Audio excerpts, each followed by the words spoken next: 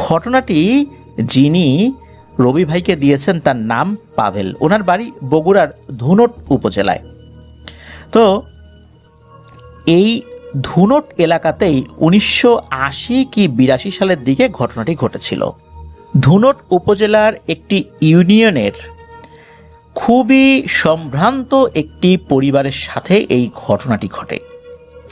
ওনারা এই ঘটনাটি খুব বেশি আসলে প্রকাশ করেননি, আর সময়ের সাথে অনেকটাই ধামাচাপাও পড়ে গেছে। এই ঘটনাটি আমরা তুলে এনেছি সঙ্গত কারণে।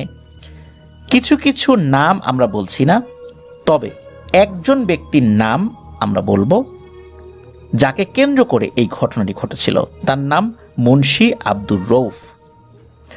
উনি ওই সময়ে ওই এলাকায় খুবই স্বনামধন্য একজন মানুষ ছিলেন।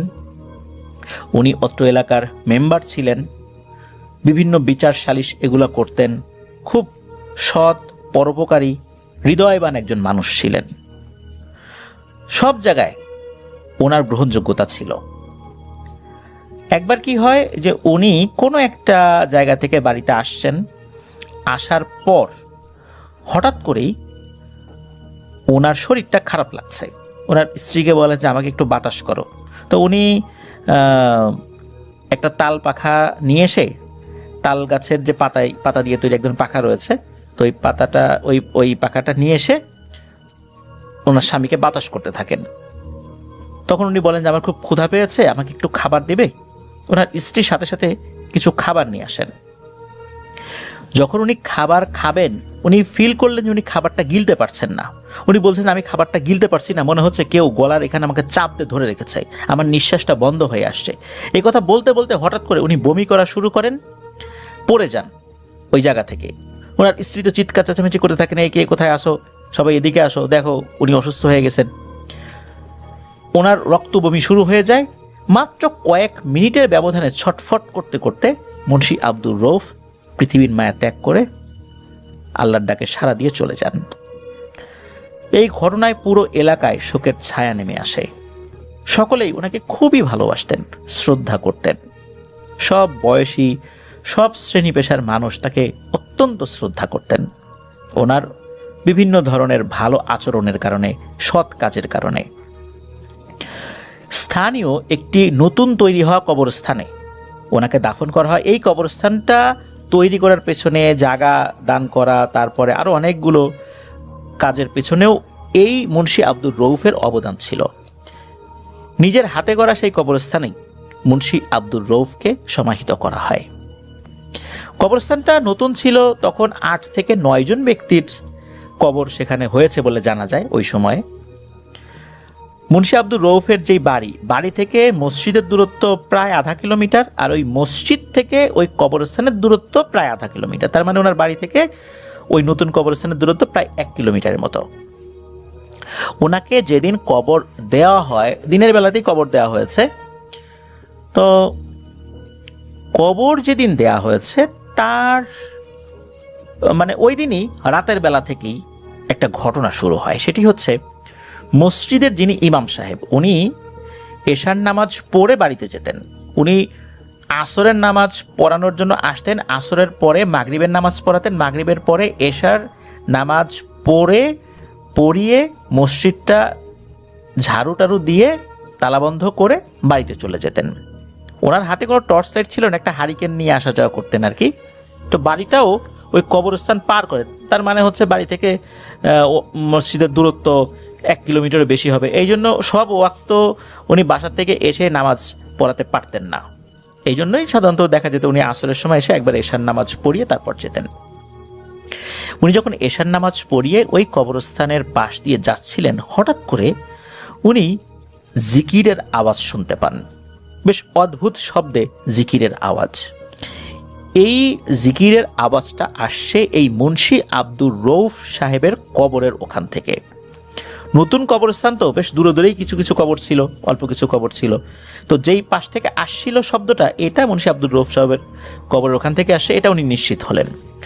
উনি চিন্তা করলেন যে আব্দুর রৌফ সাহেব অত্যন্ত ভালো একজন মানুষ ছিলেন, হয়তোবা কোনো জিন এখানে এসে জিকির আজগার করছে, ওনার জন্য দোয়া করছে, এটা হতেই পারে। এটাকে উনি খুব একটা অস্বাভাবিকভাবে নেন নাই, বরঞ্চ নিয়ম অনুযায়ী উনি ওখানে বেশিক্ষণ দাঁড়ান নাই, দ্রুত পাশ কাটে চলে গেছেন। কারণ এই ধরনের ঘটনা ঘটলে সেখানে বেশিক্ষণ দাঁড়ানো উচিত না, এটাকে উনি ভালো মনে করে ওখান থেকে চলে যান।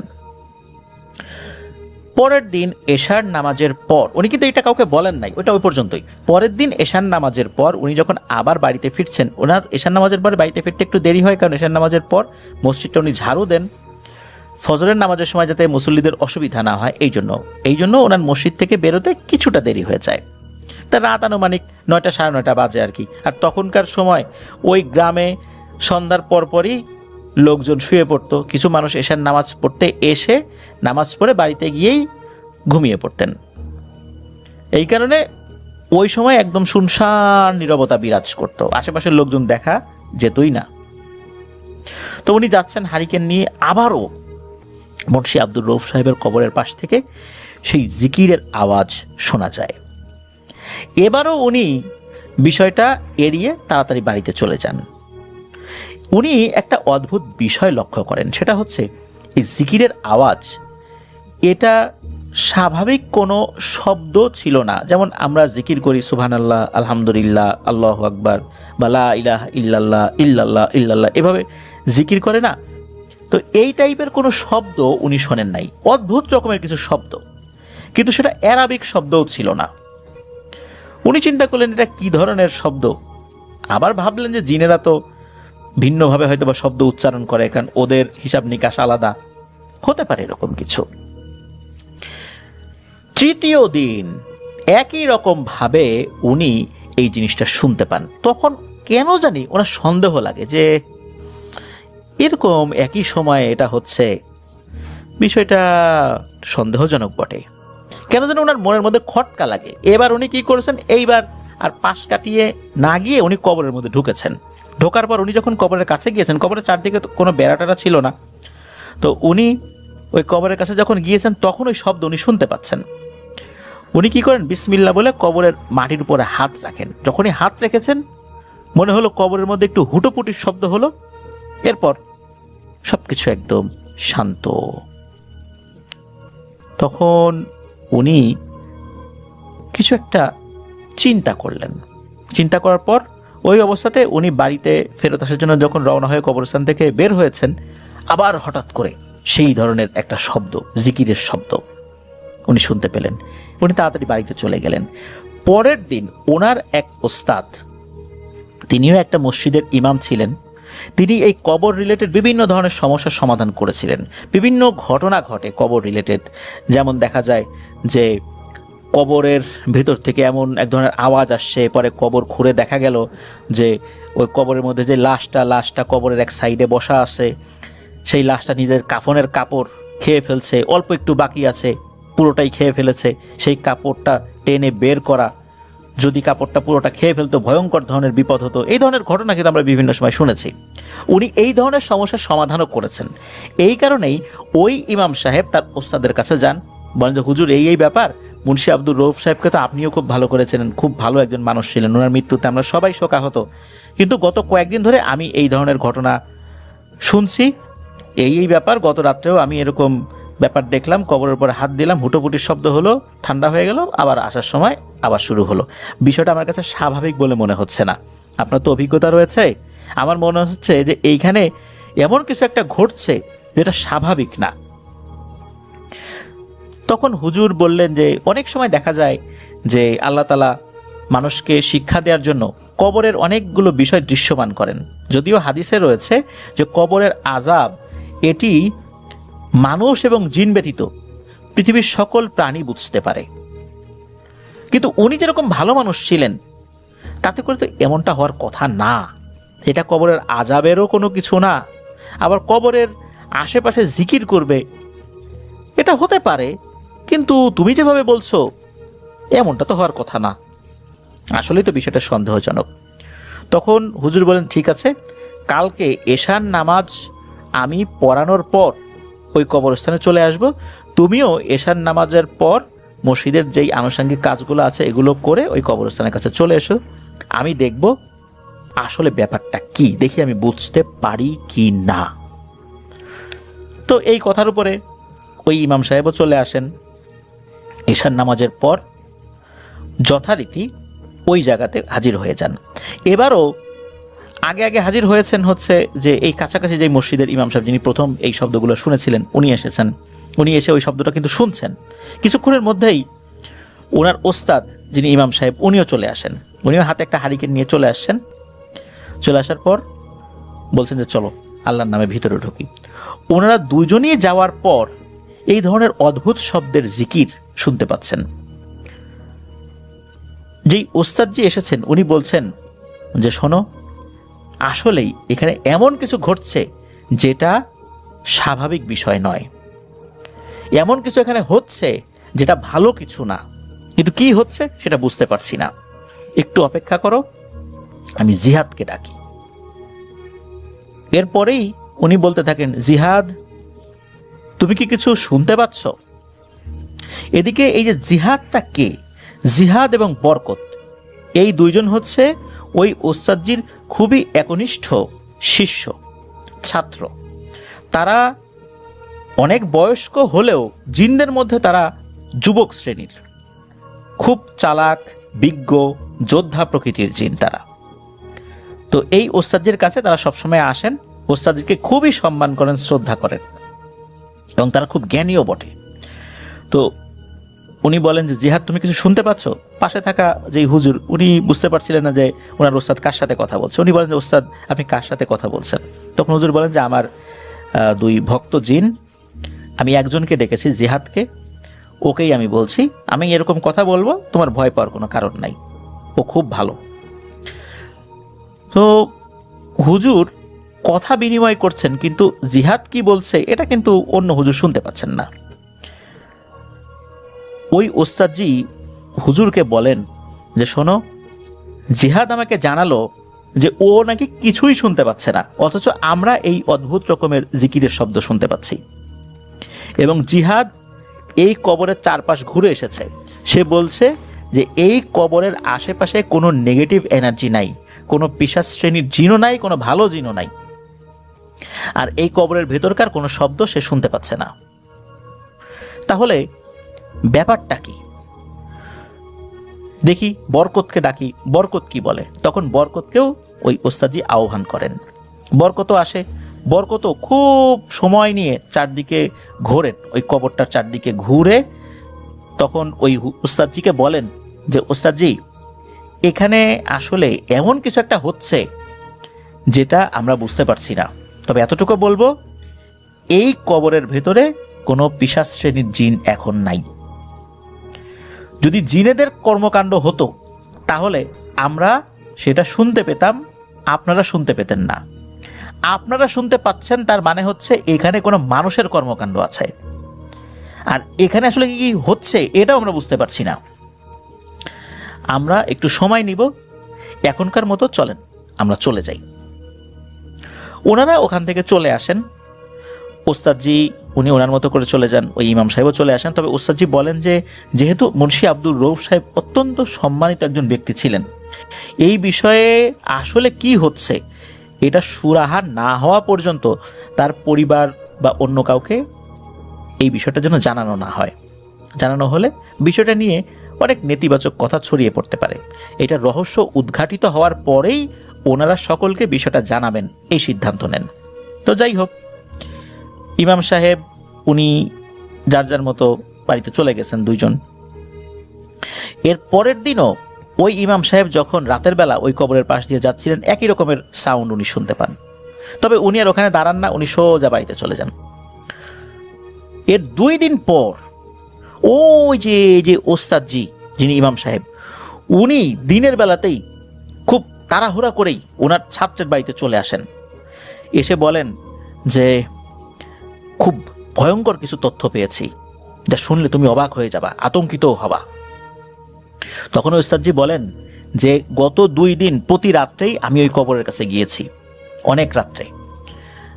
আমি যখনই ওই কবরের উপরে হাত দেই তখনই ওই আওয়াজটা বন্ধ হয়ে যায়, কিন্তু দূরে আসলে আবার শুরু হয়ে যায়। ফজরের আজান পর্যন্ত এটা চলতে থাকে। আর আমি গত রাত্রে একটা স্বপ্ন দেখেছি, আমি স্বপ্নে দেখেছি ওই কবরের মধ্যে দুটো বেটে আকৃতির কালো কুচকুচে অবয়ব ওই লাশের পায়ের কাছে একটা বসে আছে আর বুকের কাছে মুখোমুখি অবস্থানে বসে আছে। বসে বসে ওরা কি যেন ভয়ঙ্কর শব্দে পাঠ করছে। এই স্বপ্নটা আমি ইস্তেখারা করার মাধ্যম দিয়ে দেখেছি। তার মানে আল্লাহ আমাকে কোনো কিছুর নির্দেশনা দিচ্ছেন, কোনো কিছু বোঝানোর চেষ্টা করেছেন। আমি এখনো বিষয়টা পরিষ্কার না, কিন্তু যদি জিনেদের মাধ্যম দিয়ে এটা হতো তাহলে বরকত এবং জিহাদ সেটা টের পেত। তাহলে রহস্যটা কি এটা আমি এখনো বুঝতে পারছি না। আমি আজকে তোমার সাথে নিয়ে কবরটা খুঁড়ব, তবে এটা কাউকে বলা যাবে না। সুতরাং আজকে মনে মনে প্রস্তুত হয়ে নিও, আজকে আমরা কবর খুলব, আর এই বিষয়ে জিহাদ এবং বরকত আমাদেরকে সাহায্য সহযোগিতা করবে। তো এরকম পরিকল্পনা হয় রাতের বেলা, অনেক রাতের বেলা, মানে রাত 9:30 10টা না, প্রায় রাত 1:30 2টোর দিকে এই দুইজন হুজুর ওই কবরস্থানে চলে যান। যাওয়ার পরে সত্যি তখনও এরকম আওয়াজ হচ্ছিল। এরপর যখনই ওই হুজুর বিসমিল্লাহ বলে কবরের উপরে হাত দিয়েছেন, ভিতরে মনে হলো আবার একটু শব্দ হলো, এরপর আবার ঠান্ডা। এবার কবর খোঁড়া শুরু করেছেন ওনারা। কবর খোঁড়া যখন শুরু হয়েছে, আস্তে আস্তে কবরটা খুঁড়েছেন, পুরাটা খোঁড়েন নাই। এক পাশ খোঁড়ার পর ওই বাঁশটা একটু সরানোর পরে হারিকেনের আলো যখন ধরেছেন, তখন দেখেন আরে একদম স্বাভাবিক সব কিছু। কবরের ভেতরে মুন্সি আব্দুর রউফের যে ডেড বডি রয়েছে সেটা পচনও ধরে নাই, কোনো দুর্গন্ধ হয় নাই, একদম স্বাভাবিক আছে সব কিছু। প্রায় 5-6 দিন হয়ে গেছে এর মধ্যে। উনি দেখেন যে কিরি কিছুই তো না, কবরের ভেতর তো কিছুই নাই, মানুষও নাই। আর ওইদিকে জিহাদ এবং বরকত তারাও সেখানে উপস্থিত ছিল। তারাও ওই ওস্তাদজিকে জানিয়েছেন যে হুজুর যদি কবরের ভিতরে কোনো জিন থাকতো তাহলে তো বের হতো, তাহলে তো ওরা দেখতে পেত। কোনো জিনের উপস্থিতিও টের পায় নাই এই জিহাদ এবং বরকত। ঘটনাটা কি, খুব চিন্তায় পড়ে যান তারা সকলে। তখন এই জিহাদ এবং বরকত বলেন যে আমাদের এই গোত্রে অত্যন্ত বিচক্ষণ এবং প্রবীণ একজন জিন রয়েছে। ওনার অনেক বয়স হয়ে গেছে, তো উনি কোথাও যেতে পারেন না। উনি আমাদের গোত্রেই থাকেন। বিভিন্ন সমস্যা সমাধানে ওনার কাছে পরামর্শ চাইলে উনি কিতাবাদি ঘাটেন। ওনার অভিজ্ঞতার আলোকে বিভিন্ন সমস্যার সমাধানের জন্য উনি পথ বাতলে দেন। আমরা ওনার কাছে যাব, দেখি উনি কি বলেন। উনি যেটা বলেন সেটা এসে আপনাদেরকে জানাবো। ওনারা আবার কবরের মাটি ঠিকঠাক করে দিয়ে চলে যান যার যার বাড়িতে। পরের দিন এই জিহাদ এবং বরকত এসে ভয়ঙ্কর কিছু তথ্য দেয়। তথ্য দেওয়ার পর সকলেই নড়ে চড়ে বসেন। জিহাদ এবং বরকত এসে তথ্য দেয় যে আগামী কয়েকদিন পর এই কবরটা যেন পুনরায় খোঁড়া হয়। একটা সময়ও বলে দেন, এই সময় যেন খোঁড়া হয়। এই সময়ে খোঁড়া হলে অবশ্যই কবরের মধ্যে কিছু না কিছু তারা সকলেই দেখতে পাবেন। আর যখন দেখতে পাবেন এরপরই বোঝা যাবে যে আসলে রহস্যটা কি। এখন পর্যন্ত কোনো বিষয়ে বলাটা অত্যন্ত মুশকিলের বিষয়। এখন এই বিষয়ে কোনো কিছু বলা যাবে না। আপাতত ওনাদের গোত্রের মধ্যে ওই বিচক্ষণ জিনের পরামর্শ এটাই। তখন সিদ্ধান্ত হয়ে যায়, যেই সময়টা বলা হয়েছিল রাতের বেলা, যেই দিনে ওনারা হুজুর দুইজন ওখানে যাবেন, জিহাদ এবং বরকত সেখানে থাকবেন অদৃশ্য হয়ে আর কি। ওখানে ওই যে বিচক্ষণ জিন, বয়স্ক জিন, উনি জিহাদ এবং বরকতকে কিছু পরামর্শ দিয়েছিলেন যে তাদের কাজ কি আর এই দুই হুজুরের কাজ কি। তো রাতের বেলা তারা ওখানে গিয়েছেন। যাওয়ার পর কবর খোঁড়া শুরু করেছেন। তখন কিন্তু ওই যে জিকিরের আওয়াজ আসছিল। ওনারা যখন কবর খোঁড়া শুরু করেছেন, শুরু করার আগে কিছু রুকিয়া করতে বলেছিলেন। আগে তো রুকিয়া করা হয়নি, তখন কিছু রুকিয়া করতে বলা হয়। কবরের চতুর্দিকে কিছু রুকিয়া করা হয়। জিহাদ এবং বরকতও কিছু রুকিয়া করেন। যখন জিহাদ এবং বরকত ক্লিয়ারেন্স দেয় যে হ্যাঁ এখন খোঁড়া যেতে পারে, তখন ওনারা খোঁড়া শুরু করেছেন। যখন খোঁড়া শুরু করেছেন তখন খুঁড়তে খুঁড়তে কবরটা, তখন বলা হয় যে এইবার কবরটা পুরোটা খুঁড়তে হবে। আগে এই যে এক সাইডে দেখা হয়েছিল, এখন এটা করা যাবে না, পুরোটা খুঁড়তে হবে। পুরোটা ওনারা খোঁড়েন।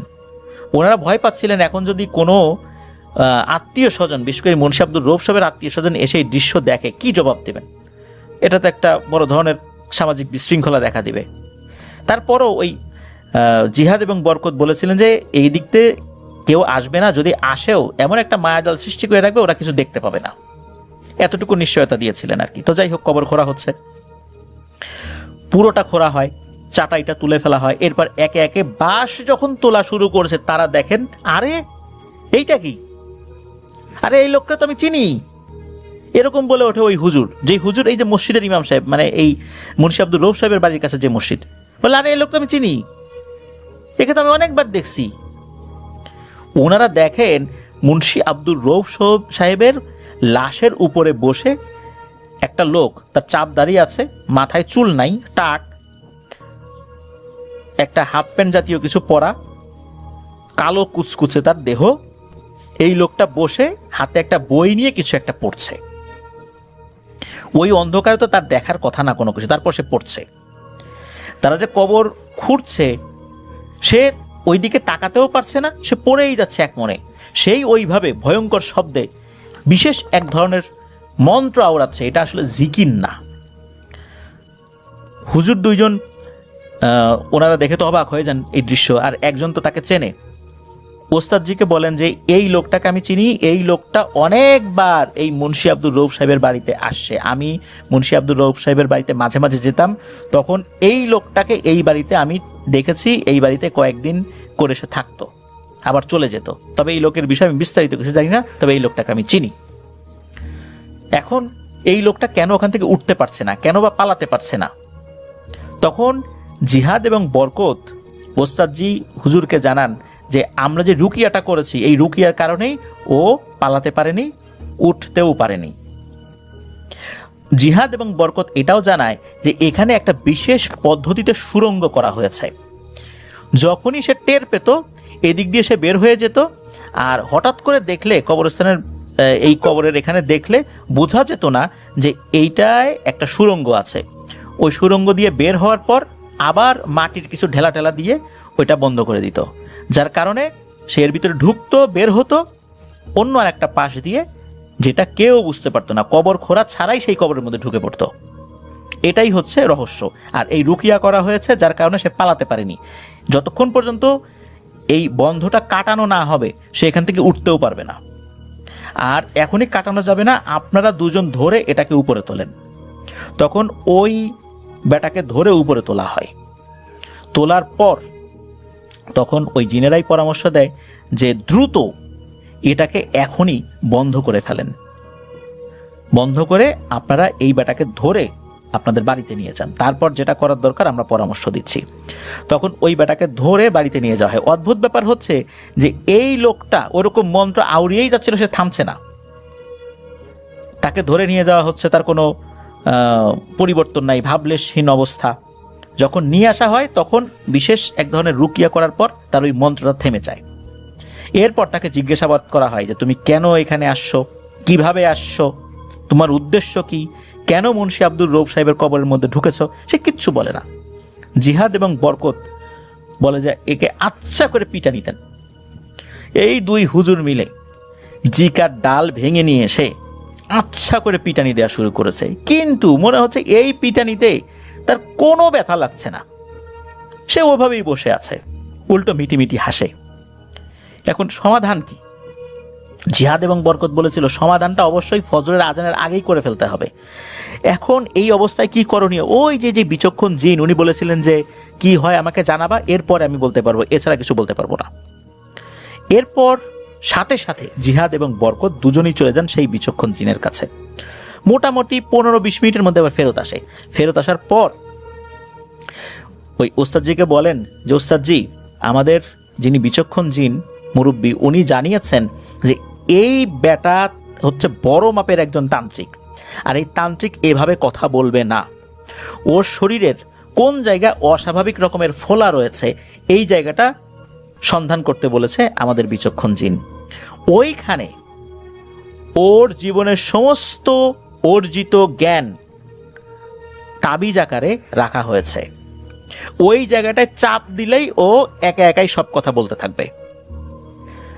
যখনই ওই জায়গাতে চাপ দিয়েছে, দেখা গেল ওর কাঁধের কাছে একটা জায়গা এরকম ফোলা রয়েছে, ওই জায়গায় যখনই চাপ দিয়েছে তখন ওরে বাবারে মারে মরে গেলাম এরকম করে চিৎকার চেঁচামেচি শুরু করে দিয়েছে।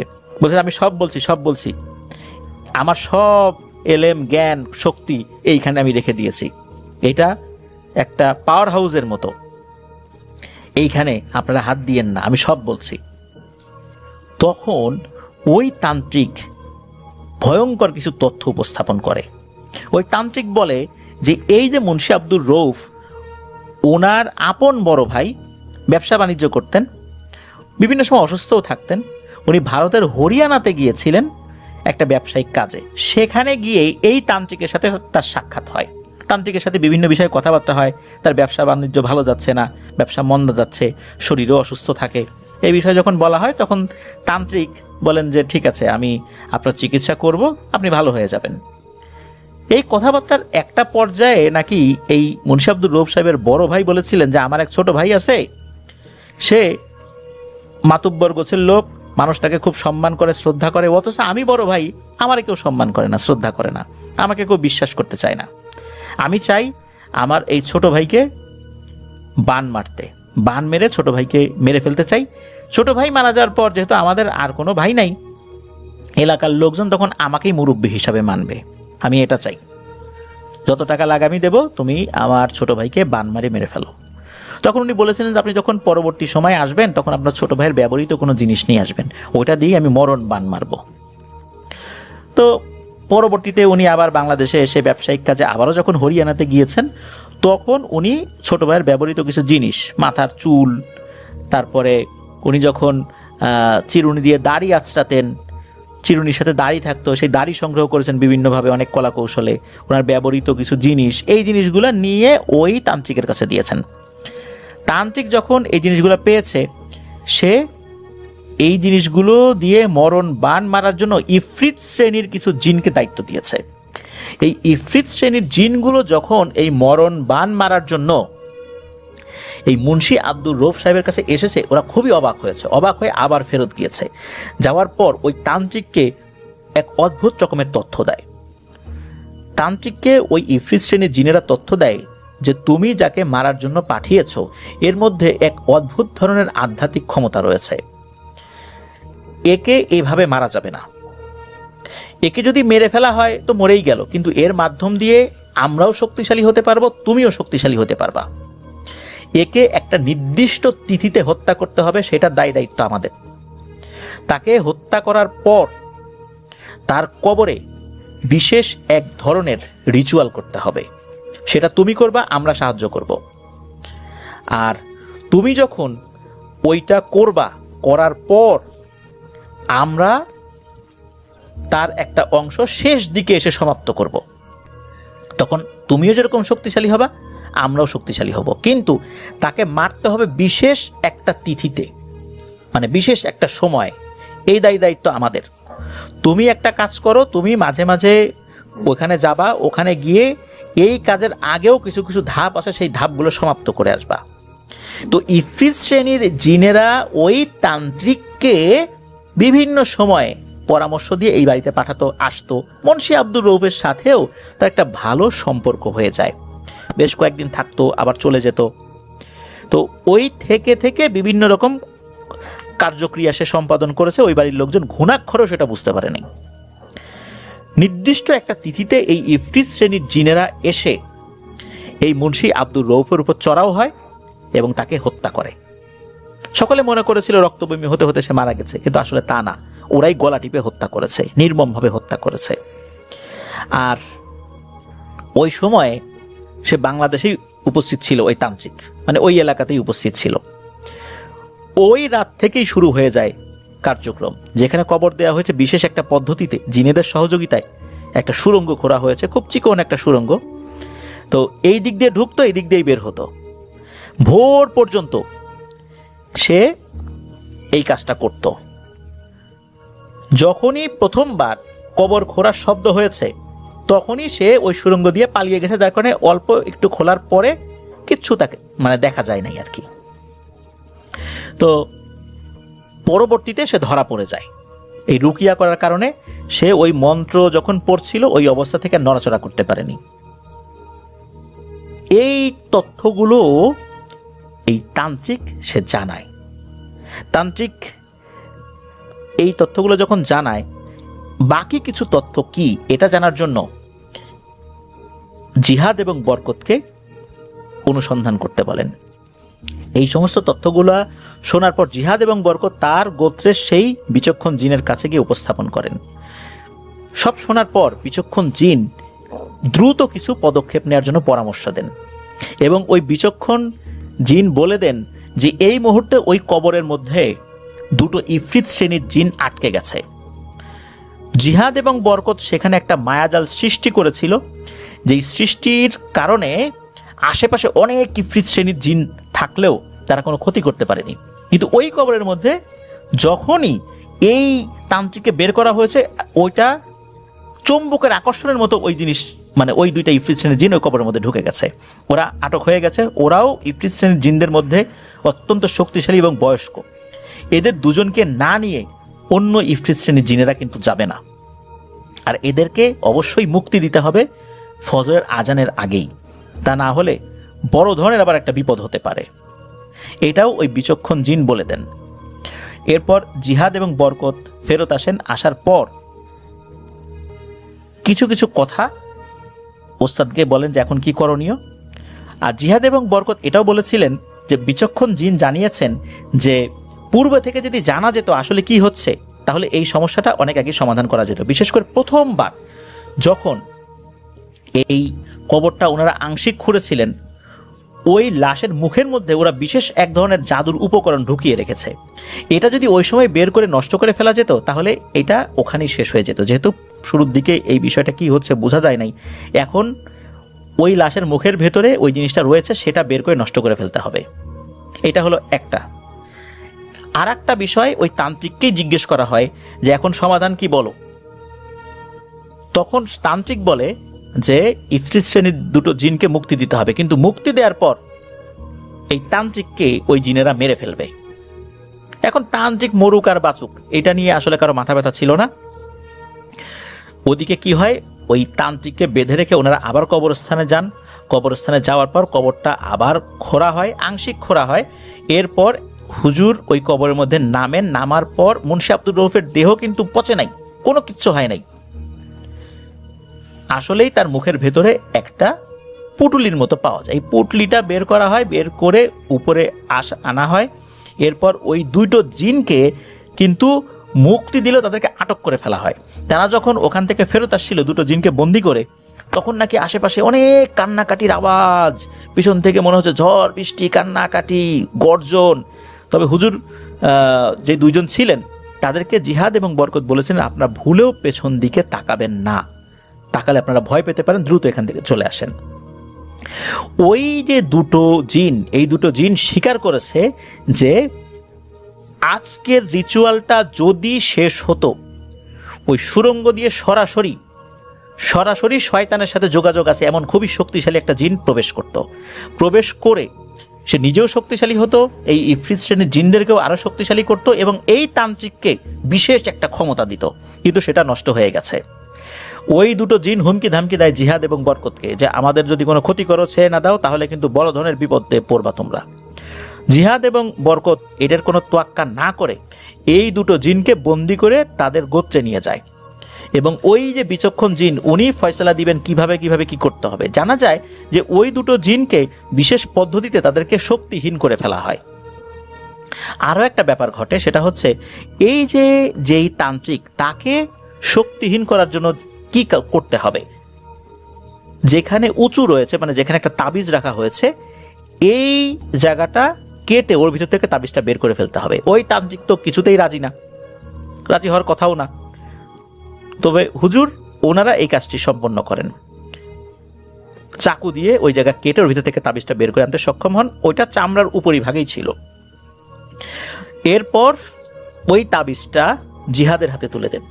জিহাদ এটা নিয়ে তার সম্প্রদায়ের কাছে যাওয়ার পরে ওই বিচক্ষণ জিনের কাছে দেয়, উনি এটা নষ্ট করে ফেলবেন আর কি। এই তাবিজটা একটা মেমোরি কার্ডের মতো ভূমিকা পালন করেছে। ওখান থেকেই তার বিভিন্ন শক্তি আসতো। এটা একটা রহস্যময় ব্যাপার। তো যাই হোক, এরপর ওই তান্ত্রিককে ওনারা সকাল হলেই বর্ডার পার করে দিয়ে আসেন আর বলেন যে খবরদার বাংলাদেশ আর ঢুকবা না, ঢুকলে অবস্থা খারাপ হবে। তো ওই তান্ত্রিককে বর্ডার পার করে, ওই তান্ত্রিকের সাথে পরে কি হয়েছে এটা আর জানা যায় না। হতে পারে জিনদের হাতেই তার মৃত্যু হয়েছে, তবে এই বিষয়ে কোনো রকমের কোনো তথ্য আমরা পাই না। যখন সব কিছু সমাপ্ত হয়ে যায়, সব ঠিকঠাক মতো আল্লাহর রহমতে সমাপ্ত হয়ে যায়, এরপর এই দুইজন হুজুর গিয়ে মুন্সি আব্দুর রউফ সাহেবের বড় ভাইকে ধরেন। উপস্থিত ছিলেন আরও কিছু গণ্যমান্য ব্যক্তি, তারাও জানতেন না আসলে ঘটনাটা কি, কেন হুজুর তাদেরকে ডেকে নিয়ে যাচ্ছেন। যখন তাকে এই বিষয়ে জিজ্ঞাসাবাদ করা হয়, শুরুতে তো অস্বীকার করেন, না আমি কিছু জানি না, এটা সেইটা। একে একে যখন সব বলা হয়, এরপর উনি স্বীকার করেন যে হ্যাঁ, তার বড় ভাইয়ের মৃত্যুর জন্য উনি দায়ী, তিনি এই কাজটি করেছেন।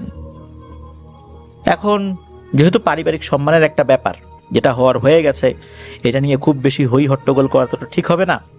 ওনারা পারিবারিকভাবে এটা নিয়ে খুব বেশি হই হট্টগোল করেনও নাই। এভাবেই চলে যেতে থাকে দিন। এরই মধ্যে এই যে যিনি বড় ভাই, কথায় আছে এই ধরনের কাজ যারা করবেন তাদের উপর ভয়ঙ্কর বিপদ নেমে আসে। হঠাৎ করেই ওনার শরীরে বড় বড় ধরনের ফোড়া দেখা দেয়। এই ফোড়াগুলো ছিল অন্য রকমের একটা ফোড়া। এই ফোড়াগুলো বেশ বড় বড় ছিল, সারা শরীরে এই ফোড়া ওঠে, ঠিক প্লেগ রোগের মতো। এই ফোড়াগুলো ফেটে যেত না, ফেটে গেলেও তো তার ভিতরে রক্তপুঁজ বের হয়ে গেলে ব্যথা উপশম হতো, কিন্তু এই ফোড়াগুলো ফেটে যেত না।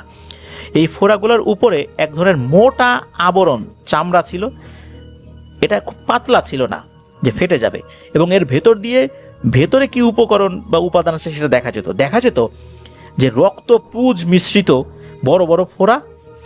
আমরা অনেক সময় দেখি কোনো ভাত যদি তাপ দেওয়া হয়, মানে ভাতের যখন পানি থাকে আমরা ফ্যান গালা বলি, ফ্যান ফেলে দেওয়ার আগে কিভাবে এই ফ্যানগুলো বড় বড় বাবলের মতো আকার ধারণ করতে থাকে এবং ফুটতে থাকে। মনে হচ্ছিল ওনার ফোড়ার মধ্যে এই ধরনের বাবলের মতো কিছু একটা হচ্ছে আর ফুটছে, রক্তপুঁজগুলো নড়াচড়া করছে। উনি প্রচণ্ড যন্ত্রণা পেতেন, কিন্তু এই ফোড়াগুলো গালতে গেলে উনি আরও চিৎকার চেঁচামেচি করতেন। ওনার পুরো শরীর একটা পর্যায়ে অবশ হয়ে যায়। তবে উনি ওনার এই কৃতকর্মের জন্য তওবা করেছিলেন। উনি সেই দুইজন ইমাম সাহেবকে ডেকে এনে তওবা করেন যে উনি যেটা করেছেন অন্যায় করেছেন, উনি যেটা করেছেন বড় ধরনের অপরাধ করেছেন, উনি কুফুরি করেছেন। যেহেতু তখনও তার মৃত্যু হয়নি, এই জন্য উনি বলেন যে আমি যদি এখন তওবা করি আল্লাহ কি আমার তওবা কবুল করবেন? তখন ইমাম সাহেবরা বলেন হ্যাঁ, তওবা কবুল করবেন। কেননা যতক্ষণ পর্যন্ত মানুষের জবান বন্ধ হয়ে যায়, মৃত্যু তার গলা পর্যন্ত উঠে না আসে, ততক্ষণ পর্যন্ত আল্লাহ তাআলা মানুষের তওবা কবুল করবেন। তো উনি মৃত্যুর বেশ কিছুদিন আগেই তওবা করেন। তখনও উনি কথাবার্তা বলতেন, যদিও বা শরীর অবশ হয়ে গিয়েছিল। সবসময় কান্নাকাটি করতেন, ওনার এই কৃতকর্মের জন্য অনুশোচনা করতেন, আল্লাহর কাছে ক্ষমা চাইতেন। তো এভাবেই ওনার মৃত্যু হয়। আল্লাহ তাআলা ওনার ভুল ত্রুটি ক্ষমা করুন। উনি যেহেতু তওবা করে যেতে পেরেছিলেন, যার কারণে ওনার নাম বা অন্যান্য কিছু আমরা প্রকাশ করলাম না, সেটা করাটাও সমীচীন হবে না। যেহেতু উনি ভুল বুঝতে পেরেছিলেন এবং ভুল বোঝার পর উনি সময়ও পেয়েছেন, আল্লাহ তাআলা তাকে অবকাশ দিয়েছিলেন, আর উপস্থিত সকলের সামনে তিনি এই বিষয়টা স্বীকার করে তওবা করেছিলেন। এই সুযোগটাও কয়টা মানুষের হয়? তওবার সুযোগ এই সুবর্ণ সুযোগটা কয়জন মানুষের জোটে? আমি মনে করি নিঃসন্দেহে মুন্সি আব্দুর রউফের বড় ভাই ভাগ্যবান, যিনি তওবার সুযোগটা আল্লাহ তাআলার তরফ থেকে পেয়েছিলেন। চলুন শুনে আসি সেই ঘটনাটি। যে ঘটনাটি এখন শেয়ার করব তা বর্তমান বরিশাল বিভাগের তৎকালীন প্রাচীন নাম চন্দ্রদ্বীপ পরগনার বর্তমান ঝালকাঠি জেলার নলছিটি থানার সুজাবাদ এলাকায় ঘটেছিল। একটি রোমহর্ষক এবং বিভীষিকাময় ঘটনা। ঘটনার সময়কাল 1819 সালের শুরুর দিকের। তৎকালীন মগ জলদস্যুদের আক্রমণ ও তাদের দমন করতে সুবেদার শাহ সুজা বর্তমান সুজাবাদে কেল্লা নির্মাণ করেছিলেন। মগদের সাথে যুদ্ধে যারা শহীদ হয়েছিলেন তাদের পরিবারকে শাহ সুজা তাদের লাখেরাজ সম্পত্তি দান করেন। আসমান সিং একজন নামকরা ব্যক্তি। এই আসমান সিং এর পূর্বপুরুষ সুজাবাদ গ্রামটি লাখেরাজ সম্পত্তি হিসাবে বহু আগে লাভ করেছিলেন এবং তারা প্রবল ক্ষমতার সাথে তাদের অঞ্চল শাসন করেন। তাদের পূর্বপুরুষ রাজপুত সৈন্য ছিল। অর্থাৎ যখন সুবেদার শাহ সুজা উনি যখন মগ জলদস্যুদেরকে বিতরণ করতেন, তখন যারা শহীদ হতেন সেই যুদ্ধে তাদেরকে উনি বিভিন্ন পরগনা লিখে দিতেন, ছোট ছোট পরগনা, বিশাল বড় বড় গ্রাম, বিশাল বড় বড় এলাকা, তাদের পরিবার যেন ভালো মতো জীবনযাপন করতে পারে।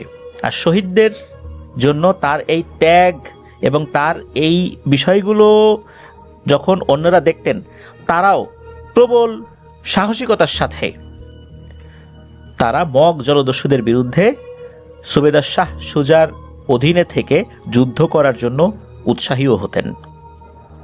এটা তো এই 1819 সালের অনেক আগের কথা বলছি, কিন্তু ঘটনা শুরু 1819 সালের দিকে এই আসমান সিংকে কেন্দ্র করে। এবার আসি সেই 1819 সালের ওই সময়ে। এই আসমান সিংয়ের সাথে পরিচয় হয় পার্শ্ববর্তী এলাকার লোকমান সিংয়ের কন্যার রায় দুর্গার সাথে। এই আসমান সিং এবং লোকমান সিং দুজনের নাম মুসলিম বলে মনে হলেও এনারা দুজনেই কিন্তু হিন্দু ধর্মাবলম্বী ছিলেন। এই রায় দুর্গার সাথে তার পরিচয় হয়, পরিচয় থেকে পরিণয়ের পর বিবাহ সম্পন্ন হয়। তাদের ঘরে একে একে জন্ম নেয় 2 সন্তান। প্রথম সন্তানের নাম তারামণি, পরবর্তী সন্তানের নাম সীতা। এভাবেই অসাধারণ সুন্দরভাবে অতিবাহিত হতে থাকে তাদের সংসার। তবে ধীরে ধীরে আসমান সিংয়ের আর্থিক অবস্থার বেশ অবনতি হতে থাকলে আসমান সিং সিদ্ধান্ত নেয় তার পূর্ব পরিচিত একজন ইংরেজ ব্যবসায়ীর সাথে শেয়ারে ব্যবসা শুরু করবেন। তবে সেই ইংরেজ ব্যবসায়ী আসমান সিংয়ের এই প্রস্তাব প্রত্যাখ্যান করেন। তিনি বলেন, তোমাকে আগে আমি পরখ করতে চাই যে তুমি আমার পার্টনার হিসাবে ভালো করবা কি করবা না, তার জন্য তোমাকে একটি কাজ করতে হবে। আসমান সিং বলেন, কি কাজ? তখন সেই ইংরেজ ব্যবসায়ী বলেন যে ইংরেজ ব্যবসায়ীর অধীনে একজন উচ্চপদস্থ কর্মচারী হিসাবে আসমান সিংকে উনি নিয়োগ দেবেন। তারপর তার কাজ যদি ভালো হয়, যদি নিজেকে প্রমাণ করতে পারেন আসমান সিং, তাহলে সেই ব্যবসার একজন পার্টনার হিসাবে সেই ইংরেজ ব্যবসায়ী অন্তর্ভুক্ত করবেন। কোনো উপায়ন্তর না দেখে আসমান সিং সেই ব্যবসায়ীর প্রস্তাব গ্রহণ করেন। এক পর্যায়ে তৎকালীন চন্দ্রদ্বীপ পরগনার বর্তমান নলছিটির বন্দর এলাকায় নিজের কাজের জন্য চলে যান আসমান সিং। তৎকালীন নাকি বর্তমান সুজাবাদ থেকে আসমান সিংয়ের কর্মস্থলে যেতে নদীর উত্তাল স্রোত পাড়ি দিয়ে নৌকাযোগে যেতে অনেক সময় লাগতো। তাই আসমান সিং সিদ্ধান্ত নেন যে তিনি নলছিটি বন্দর এলাকায় অস্থায়ীভাবে তার কর্মস্থলে বসবাস করবেন। এরকমের চলতে থাকে আরও বেশ কয়েক মাস। তৎকালীন নলছিটি বন্দর এলাকায় কিছু মহিলারা ছোটখাটো একটা পতিতাপল্লী গড়ে তোলেন। এই আসমান সিংয়ের সাথে এরকমই এক পতিতার পরিচয় হয়। আর আসমান সিং ওই পতিতার মোহে পড়ে সুজাবাদে তার স্ত্রী দুর্গারানী এবং তার 2 কন্যার প্রতি একরকম বেখেয়াল হয়ে যান এবং বেশ কয়েক মাস উনি বাড়িতে আসেননি। এদিকে কি হয়েছে, দীর্ঘদিন স্বামী আসমান সিং বাড়িতে না আসার সুযোগে পার্শ্ববর্তী গ্রাম আমিরাবাদের একজন মুসলিম ব্যবসায়ী, তার নাম হচ্ছে খোদা নেওয়াজ খা, তার সাথে আসমান সিংয়ের স্ত্রী দুর্গা রানীর প্রণয় ঘটে, পরকীয়া প্রণয় আর কি। খোদা নেওয়াজ খার পূর্বপুরুষ শাহ সুজার সৈন্য ছিল। দুর্গা রানী রায় ও খোদা নেওয়াজ শাহের অবৈধ পরকীয়ার ঘটনা গ্রাম্য এক চৌকিদারের মাধ্যমে আসমান সিং জেনে যায়। ওই চৌকিদার আসমান সিংকে চিঠির মাধ্যমে এই বিষয়টা জানায়। মুসলিম যুবকের সাথে তার স্ত্রী পরকীয়া করছে ঘটনা শুনে আসমান সিংয়ের মাথায় রক্ত উঠে যায়। এদিকে উনি যে আর এক পতিতার মোহে পড়ে হাবুডুবু খাচ্ছেন, এই বিষয়টা কিন্তু ওনার মাথায় কাজ করে না। ওনার স্ত্রীর অপরাধটা উনি খুব বড় করে দেখা শুরু করেন। এক পর্যায়ে নিজ এলাকায় ফেরত আসেন আসমান সিং এবং বিস্তারিত ঘটনা শোনেন সেই গ্রাম্য চৌকিদারের মুখে। আসমান সিং অগ্নিমূর্তি ধারণ করে খোলা তরবারি নিয়ে রাতের বেলা বাড়িতে চলে আসেন। দুর্ভাগ্যজনকভাবে ওই সময় ওই খোদা নেওয়াজ এই রায় দুর্গার ঘরেই অবস্থান করছিলেন। এমন সময় আসমান সিং তো চলে আসছেন। এই দুর্গার সহযোগিতায় খোদা নেওয়াজ শাহ ঘরের পেছনের দরজা দিয়ে জঙ্গল দিয়ে পালিয়ে যান। আসমান সিং যখন ঘরের দরজা ভেঙে ভেতরে প্রবেশ করেছেন, তখন তার স্ত্রী দুর্গা রানী দেখলেন যে আসমান সিং খোলা তরবারি হাতে তার দিকে এগিয়ে আসছেন। এদিকে তার শিশুকন্যা সীতা, সে বিছানায় শুয়েছিল। বাঁচার জন্য সে সীতাকে সামনের দিকে তুলে ধরে, যাতে করে আসমান সিং তরবারি নিয়ে ওখানেই থেমে যায়। কন্যার ভালোবাসায় সেজন্য থেমে যায়, কিন্তু আসমান সিং এতটাই ক্ষিপ্ত হন যে উনি ওই তরবারি দিয়ে দুর্গা রানীকে আঘাত করেন। এত জোরে আঘাত করেন যে দুর্গা রানীর কোলে থাকা সেই শিশুটি তরবারির আঘাতে দ্বিখণ্ডিত হয়ে যায়। আসমান সিং শিশুটির এই অবস্থা দেখে হিতাহিত জ্ঞান হারিয়ে ফেলেন। তৎকালীন এই যে সময়টা ছিল, তখন তো ব্রিটিশ সরকারের বিভিন্ন কর্মকর্তারা জজ হিসাবে নিয়োগ পেতেন অধিকাংশ সময় আর কি। একদম শেষ দিকে এসে যদিও বা বাঙালিদেরকেও জজ হিসাবে নিয়োগ দেওয়া হতো, তো ওই সময়ে লোকজনও ওখানে চলে আসে। স্ত্রী দুর্গা রানী এবং ওই খোদা নেওয়াজ শাহের সহযোগিতায় ব্রিটিশ পুলিশ আসমান সিংকে গ্রেপ্তার করেন। মামলা মোকদ্দমা চলার একটা পর্যায়ে আসমান সিংয়ের ফাঁসির হুকুম দেয় তৎকালীন ব্রিটিশ সরকার। আসমান সিংয়ের পুরো ঘটনা এবং তার ফাঁসির রায়ের বিষয়ে চিঠি লেখেন তারই সহোদর ভাই কলকাতা হাইকোর্টের তৎকালীন জজ ফটিক সিংকে। তিনি পুরো ঘটনা শুনে আপিল করেন। আপিলে তার ফাঁসির রায় বাতিল হয়ে যায়। জজ ফটিক সিং ফাঁসির আদেশ বাতিল হওয়ার চিঠি নিয়ে রওনা হন তৎকালীন চন্দ্রদ্বীপের নলছিটির সুজাবাদের উদ্দেশ্যে। এক পর্যায়ে তিনি নলছিটি বন্দর এলাকায় পৌঁছালে খোদা নেওয়াজ শাহ ষড়যন্ত্র এবং চক্রান্ত করে, খুব ভয়ঙ্কর একটা চক্রান্ত। তিনি এই পাটনি, যারা মূলত এই খেয়া পারাপার করে, তাদের সহযোগিতায় এই খেয়া পারাপার বন্ধ করে রাখেন। আর বাতিল হওয়া ফাঁসির আদেশনামা যথাসময়ে সুজাবাদে পৌঁছাতে না পারার কারণে ভাদ্র মাসের অমাবস্যার একটা লগ্ন আছে, যেটা নাকি খুবই ভয়ঙ্কর।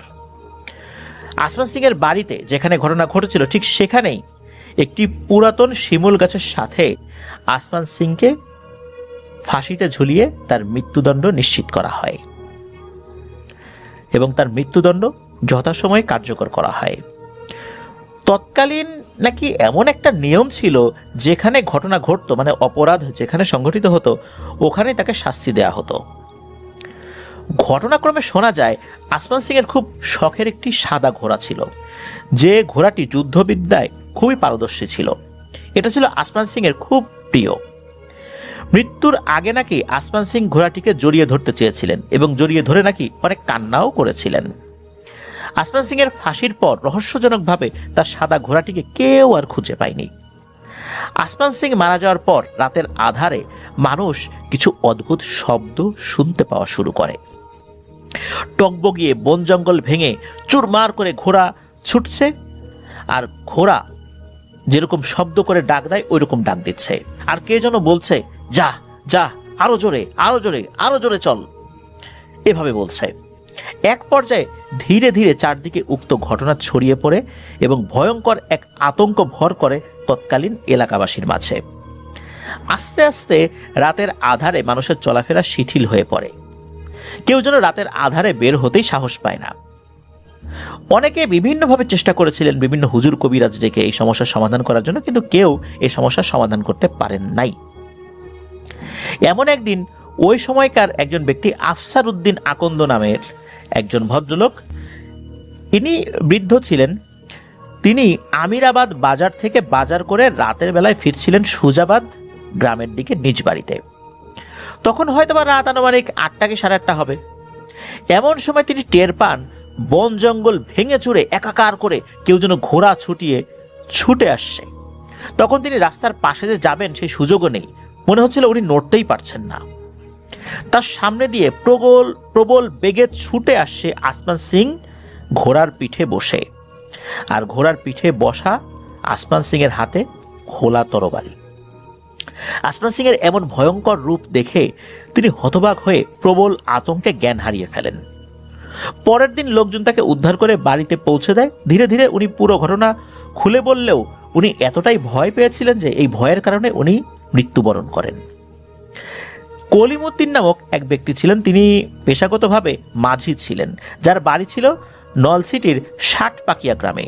তিনি নৌকা যোগে আসমান সিং এর বাড়ির পাশ দিয়ে যাচ্ছিলেন। কোনো এক রাত্রে তখন তিনি হঠাৎ করে প্রচণ্ড শব্দ শুনতে পান, যেন নদীর চর দিয়ে ভয়ানক আকারের একটি সাদা ঘোড়া আর তার পিঠে বসা এক সওয়ারি হাতে খোলা তরবারি নিয়ে নদীর বুকে চড়ে থাকা পানির উপর দিয়ে টক বগিয়ে ঘোড়া ছুটিয়ে যাচ্ছে। এমন ভয়ঙ্কর দৃশ্য দেখে তিনি নৌকার উপর মুহূর্তেই জ্ঞান হারিয়ে ফেলেন। তবে তার ভাগ্য ভালো যে তার সাথে আরো কিছু লোকজন ছিল নৌকার মাঝে, তারাও এটা দেখেছিলেন। শেষ যাত্রায় তিনি বেঁচে গেলেও চিরদিনের মতো তিনি কর্মক্ষমতা হারিয়ে ফেলেন। এভাবে চলতে থাকে মাস, বছর, যুগের পর যুগ। আসমান সিং আর তার ভয়ঙ্কর সাদা ঘোড়ার কাহিনী পরবর্তী সময়ে আসমান সিং এর বাড়ি কেন্দ্রিক শত শত ঘটনা ঘটেছিল, যা চলমান ছিল। পর্যায়ক্রমে আসমান সিং এর স্ত্রী দুর্গা রানী সবকিছু হারিয়ে এক প্রকার অচল হয়ে পড়ে। ধীরে ধীরে পুরোপুরি উনি পাগল হয়ে যান। এক পর্যায়ে ভিক্ষাবৃত্তি করে জীবনযাপন করতে থাকেন। যতটুকু জানা যায়, আসমান সিং এর একমাত্র জীবিত কন্যা তারামণি সিংকে আসমান সিং এর ফাঁসির পর তার বিচারক ভাই ফটিক সিং সাথে করে কলকাতায় নিয়ে যান। কথিত আছে এমন কোনো সাহসী মানুষ ছিল না যখন আসমান সিং ও তার ঘোড়া রাতে চলাচল করত আর তার সামনে গিয়ে দাঁড়াতো। এমন সাহসী মানুষ খুঁজেই পাওয়া যেত না। পরবর্তী সময়ে 1980 সাল পর্যন্ত আমিরাবাদ থেকে সুজাবাদ ও রায়াপুর স্কুলের দক্ষিণ দিকে স্লুইস গেট বেরিবাদ পর্যন্ত সরব উপস্থিতি ছিল আসমান সিং ও তার ঘোড়ার। ফিরোজ আঙ্কেল যেমনটি বলেছেন, উনি একজন ভদ্রলোক যিনি আবির ভাইকে এই বিষয়ে বলেছেন। তো তার সমসাময়িক বন্ধু বান্ধবরা খুব ডানপিটে ছিলেন। তারা অধিকাংশ সময় তাদের কাচারি ঘরে ঘুমাতেন। সম্ভবত ভাদ্র মাসের দিন ধপাস ধপাস তাল পড়ছে এমন একটা সময়, কারণ ভাদ্র মাসে তো তাল পাকে। রাত তখন প্রায় আনুমানিক 1টা। হঠাৎ ঝনঝন ঝনঝন, টকবক টকবক, যা যা আরো জোরে চল, আরো জোরে চল, ছোট আমার সাদা ঘোড়া, ছোট আমার প্রিয় ঘোড়া, এরকম শব্দ করতে করতে সামনের দরজা দিয়ে কে যেন ধেয়ে আসছে।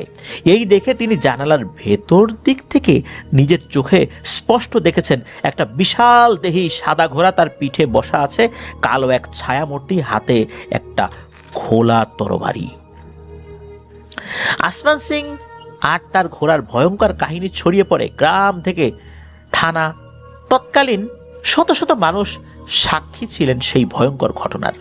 এক পর্যায়ে এই আসমান সিং আর ঘোড়ার যাত্রা শুরু হয় পার্শ্ববর্তী আমিরাবাদ ষাটপাকিয়া থেকে রায়াপুর দক্ষিণের স্লুইস গেট নদীর পার, তারপর বেরিবাদ হয়ে আবার সেই সুজাবাদের আসমান সিং এর বাড়ির নদীর পাড়ের ফাঁসির স্থান সেই শিমুল গাছ পর্যন্ত। এভাবে তার চলাফেরার পরিধিটা আরো বড় হয়। আসমান সিং এর ঘোড়া যখন ছুটতো তখন ঝনঝন আর ঘোড়ার খুরের ভয়ঙ্কর টকবগিয়ে ছুটে আসার শব্দ, এই আসমান সিং এর হাক ডাকের শব্দ অনেকেই শুনেছেন। তার ভিতর নলছিটির রায়াপুর খানবাড়ির পুলিশ অফিসার আয়েন আলী খানের পুত্র মোহাম্মদ ফিরোজ আহমেদ খান, তার বর্তমান বয়স 68 বছর, তিনিও কিন্তু এই ঘটনার সাক্ষী। আসমান সিং এর বাড়ির পেছনে যে নদীটি রয়েছে, উক্ত নদীর নাম বিষখালী নদী। বরিশাল থেকে যদি রাজাপুর, ভান্ডারিয়া, কাউখালী, পিরোজপুর, খুলনা এদিক দিয়ে যদি যেতে হতো, তৎকালীন শুধু এই নদীপথেই যাওয়া লাগতো।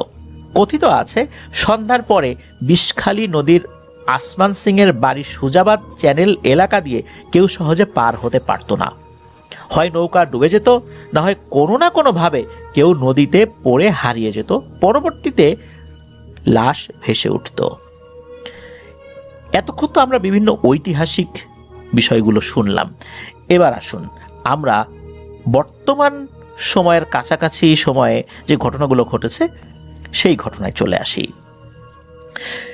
একটি ঘটনা বর্ণনা করেছেন আবির ভাইয়ের যে গ্রাম নারকেলবাড়িয়া, এই নারকেলবাড়িয়া গ্রামের কয়েকজন প্রবীণ মুরব্বী, আব্দুল কাদের মাঝি, মনসুর আলী মৃধা, আব্দুস সোবহান মোল্লা তাদের মধ্যে উল্লেখযোগ্য। তো তাদের মুখের বর্ণিত ঘটনাটা যেরকম আবির ভাই ছোটবেলা থেকে শুনেছেন নিজ কানে, সেগুলো উনি বর্ণনা করেছেন। আসমান সিং এর বাড়ির ভয়ঙ্কর ঘটনার কথা কিন্তু আবির ভাই ওনার প্রয়াত মায়ের মুখেও শুনেছেন একাধিকবার। একটি লাশ কেন্দ্রিক ঘটনা বর্ণনা করেছেন আব্দুস সোবহান মোল্লা, যিনি 12-13 বছর আগে মারা গিয়েছিলেন। ঘটনার সময়কাল 1983 কি 84 সাল। তিনি যেমনটি বলেছেন যে তার স্ত্রীর কয়েকজন আত্মীয় স্বজন, তারপর তার স্ত্রীর একজন বড় ভাই, নাম হলো আব্দুল মান্নাফ, যাদের বাড়ি ছিল রাজাপুর বাদুরতলা নামক স্থানে, তিনি হঠাৎ করে কলেরায় আক্রান্ত হয়ে প্রচুর অসুস্থ হয়ে পড়েন। এই খবর পেয়ে এই সোবহান মোল্লা তার স্ত্রীকে নিয়ে আব্দুল কাদের মাঝির ছাউনিওয়ালা নৌকা, যেটাকে ওই সময় ওনাদের এলাকায় কেয়ারের নৌকা বলতো, ভাড়া করে, ওই নৌকাটা ভাড়া করে উনি শ্বশুর বাড়িতে যান। এক পর্যায়ে দুপুরের দিকে তিনি পৌঁছে দেখেন তার শ্যালকের অবস্থা খুব গুরুতর। তখন সিদ্ধান্ত নেন যে বরিশাল শেরেবাংলা মেডিকেলে নিয়ে যাবেন। তখন সকলেই সহমত পোষণ করেন। এক পর্যায়ে সোবহান মোল্লা ও তার অপর এক শ্যালক সহ আব্দুল মান্নাফকে কাদের মাঝির নৌকা যোগে বরিশাল শেরেবাংলা মেডিকেলে নিয়ে যেতে সক্ষম হন। তবে সন্ধ্যা হয়ে যায়। মেডিকেলে নিয়ে যাওয়ার কিছুক্ষণ পর ডাক্তার আব্দুল মান্নাফকে মৃত বলে ঘোষণা করেন। তখন কিন্তু রাত হয়ে গিয়েছে, তবে গভীর রাত বিষয়টা এরকম না, সন্ধ্যার ঠিক পরপরই যেরকম রাত হয়, এশার একটু আগে, এশার আজানের একটু আগে, ওই রকম সর্বোচ্চ 7টা কি 7:30 বাজে এরকম আর কি সময়। তো এই সময় আব্দুস সোবহান মোল্লা, ওনার যে অপর শ্যালক, তিনি তো তার ভাইয়ের মৃত্যুতে অনেক কান্নাকাটি করছেন। তখন আব্দুস সোবহান মোল্লা বলেন যে এখন কান্নাকাটি করে কি হবে, ধৈর্য ধরো, লাশ তো বাড়িতে নিয়ে যেতে হবে। তখন এই আব্দুল কাদের মাঝি বলেন, এখন কি লাশটা নিয়ে যাওয়া ঠিক হবে? আব্দুস সোবহান মোল্লা ছিলেন খুবই সাহসী এবং একরোখা স্বভাবের, আর বদমেজাজি মানুষও ছিলেন বটে। তিনি বলেন যে এখনই লাশ নিয়ে যাব, কিসের ভয়, কোনো ভয় নেই, চলো আল্লাহর নাম নিয়ে। এক পর্যায়ে তারা রওনা হন লাশ নিয়ে সোবহান মোল্লার শ্বশুরবাড়ি বাদুরতলা এলাকার উদ্দেশ্যে। নৌকার মোট 3 জন সদস্য আর একটা লাশ। এক পর্যায়ে নৌকা চলতে চলতে আসমান সিং এর সুজাবাদের বাড়ির ঠিক পেছন পর্যন্ত যখনই আসছে, তখন কেমন যেন নৌকা আস্তে আস্তে একা একা পারে ভিড়ে যায়। আব্দুল কাদের মাঝি এবং নৌকার সামনে বসা সোবহান মোল্লা শত চেষ্টা করেও নৌকাটা ঠিকভাবে চালাতে পারছিল না, একা একাই পারে ভিড়ে যায়। তাদের অনিচ্ছা সত্ত্বেও নৌকা পাড়ি ভিড়ে যায়। আসলে ওটাই কিন্তু সেই ভয়ঙ্কর জায়গা আসমান সিং এর বাড়ি, যেখানে নৌকাটা একা একা পারে ভিড়ে গিয়েছিল। আব্দুল কাদের মাঝি দেখেন হঠাৎ করে লাশটি উঠে বসে পড়ে এবং বলতে থাকে, এই আমাকে নামিয়ে দে এখানে। তখন আব্দুল কাদের মাঝি প্রচন্ড জোরে চিৎকার দিয়ে জ্ঞান হারিয়ে ওই নৌকাতেই লুটিয়ে পড়েন। পেছন থেকে চিৎকার শুনে আব্দুস সোবহান মোল্লা ফিরে তাকায় এবং উনি ভরা জ্যোৎস্নার আলোয় দেখতে পান তার শ্যালকের মৃতদেহ উঠে বসে পড়ছে এবং বলছে, এই আমাকে এখানে নামিয়ে দে। সোবহান মোল্লা তো যা বোঝার বুঝে ফেলেন। তিনি দেরি না করে তার হাতে থাকা বৈঠা দিয়ে উপর্যুপরি আঘাত করতে থাকেন ওই লাশের উপরে। অনেকগুলো আঘাত করার পর ওই লাশটি আবার পড়ে যায় বলতে লাশের পূর্বের অবস্থায় চলে যায়। এ সময় সোবহান মোল্লা কিন্তু প্রচন্ড ভয় পান, যদিও বা উনি খুবই সাহসী মানুষ ছিলেন। তবে উনি সাহস না হারিয়ে পরিস্থিতি সামলে নেওয়ার চেষ্টা করেন। এক পর্যায়ে সোবহান মোল্লা কাদের মাঝির মাথায় পানির ঝাপটা দিলে তারও জ্ঞান ফেরত আসে। পরবর্তী সময়ে তারা আবারও রওনা হন। তখন সোবহান মোল্লা বলেন যে তার ছোট শ্যালককে উনি বলেন যে তুই মাঝির সাথে বস, যা কিছু হয়ে যাক ভয় পাবি না, আর যদি কেউ ভয় পাস তাহলে কিন্তু আমরা কেউই বাঁচবো না, আমরাও লাশ হয়ে যাব এই লাশের সাথে। এরপর তারা যতটুকু দোয়া দুরুদ জানতেন তাই পড়া শুরু করে রাত প্রায় 1:45টার দিকে লাশ নিয়ে আল্লাহর রহমতে সহি সালামতে বাড়িতে ফেরত আসতে সক্ষম হন। তখন আত্মীয় স্বজনরা নৌকা থেকে লাশ উঠিয়ে নিয়ে যায় এবং কাদের মাঝি সহ সোবহান মোল্লা সহ সবাই হাত মুখ ধুয়ে ঘরে ঢোকেন। পরের দিন সোবহান মোল্লা বলেন যে উনি দেখেছিলেন যে অনেক বড় বড় বিশাল দেহি শেয়াল নৌকার পাশে পাশে দৌড়াচ্ছিল, কিন্তু উনি কাউকে কিছু বলেন নাই। অন্যরা অবশ্য এটা দেখে নাই, কিন্তু উনি এটা দেখেছিলেন। তখন উনি নাকি বুঝতে পেরেছিলেন এগুলো কোনো সাধারণ শেয়াল নয়, এগুলো লাশ খেয়ে খুব ভয়ঙ্কর পিশাচ। যদি একবার নৌকায় উঠতে পারত তাহলে লাশের পাশাপাশি ওনাদেরকেও খেয়ে ফেলত। তাই সোবহান মোল্লা ভয় না পেয়ে শক্ত হাতে প্রতিকার করতে চেয়েছিলেন। আশ্চর্যজনকভাবে কাদের মাঝি ও সোবহান মোল্লা ধীরে ধীরে বেশ অসুস্থ হয়ে পড়েন। তবে দীর্ঘদিন চিকিৎসা নিয়ে আল্লাহর রহমতে পরবর্তীতে তারা সুস্থ হয়েছিলেন। এলাকার প্রবীণ মুরব্বীরা বলতেন যে সহজে কেউ আসমান সিং এর বাড়ির পাশের নদী দিয়ে লাশ নিয়ে নাকি আসতো না, তাহলে ভয়ঙ্কর বিপদ হতো। লাশ নিয়ে আসলে আসমান সিং এর বাড়ির সামনে আসা মাত্র লাশের নৌকা হয় ডুবে যেত, নতুবা নৌকা টেনে ধরতো অদৃশ্য কোনো শক্তি। কালের বিবর্তনে আসমান সিং এখন এক ইতিহাস, কিন্তু আসলে কি ইতিহাস? ওই নদীটার নাম বিষখালী নদী। ওই নদীতে এখনো নাকি ভয়ঙ্কর ঘটনা ঘটে। আসমান সিং এর এই ঘটনা নিয়ে কিন্তু বহু বছর পুঁথি পাঠ হতো। পুঁথি গান আমরা অনেকে শুনেছি, একটা বিশেষ সুর করে এই পুঁথি পাঠ করা হয়। তো এরকম পুঁথি পাঠ কিন্তু আসমান সিং, দুর্গা রানী, তারপর এই দুর্গা রানীর যিনি পরকীয়া প্রেমিক, তারপর আসমান সিং কিভাবে পতিতার প্রেমে মজে গিয়েছিলেন, তারপর এই ভয়ঙ্কর ঘটনা সবকিছু পুঁথি আকারে বহু বছর নাকি বিভিন্ন এলাকায় পঠিত হয়েছে। শুধু যে বরিশাল এলাকায় পঠিত হয়েছে বিষয়টা এরকম না, বাংলাদেশের পুঁথি সাহিত্যেও এই আসমান সিং এর ঘটনা নাকি রয়েছে। আসমান সিং এর যে বাড়ি, এই বাড়ির আশেপাশে এখনো নাকি কোনো বাড়িঘর সেভাবে হয়নি। মানুষ এখনো মাঝে মাঝেই নাকি ভয় পায়। এখনো নাকি আসমান সিংকে দেখা যায় বিশাল দেহি একটা সাদা ঘোড়ার উপরে, খোলা তরবারি হাতে আসমান সিং টকবগিয়ে ছুটে আসছে, আর ঘোড়াকে বলছে, যা ছুটে চল আমার প্রিয় ঘোড়া, ছুটে চল, আরো জোরে আরো জোরে। এরকম বলতে বলতে আসমান সিং ছুটে যায়।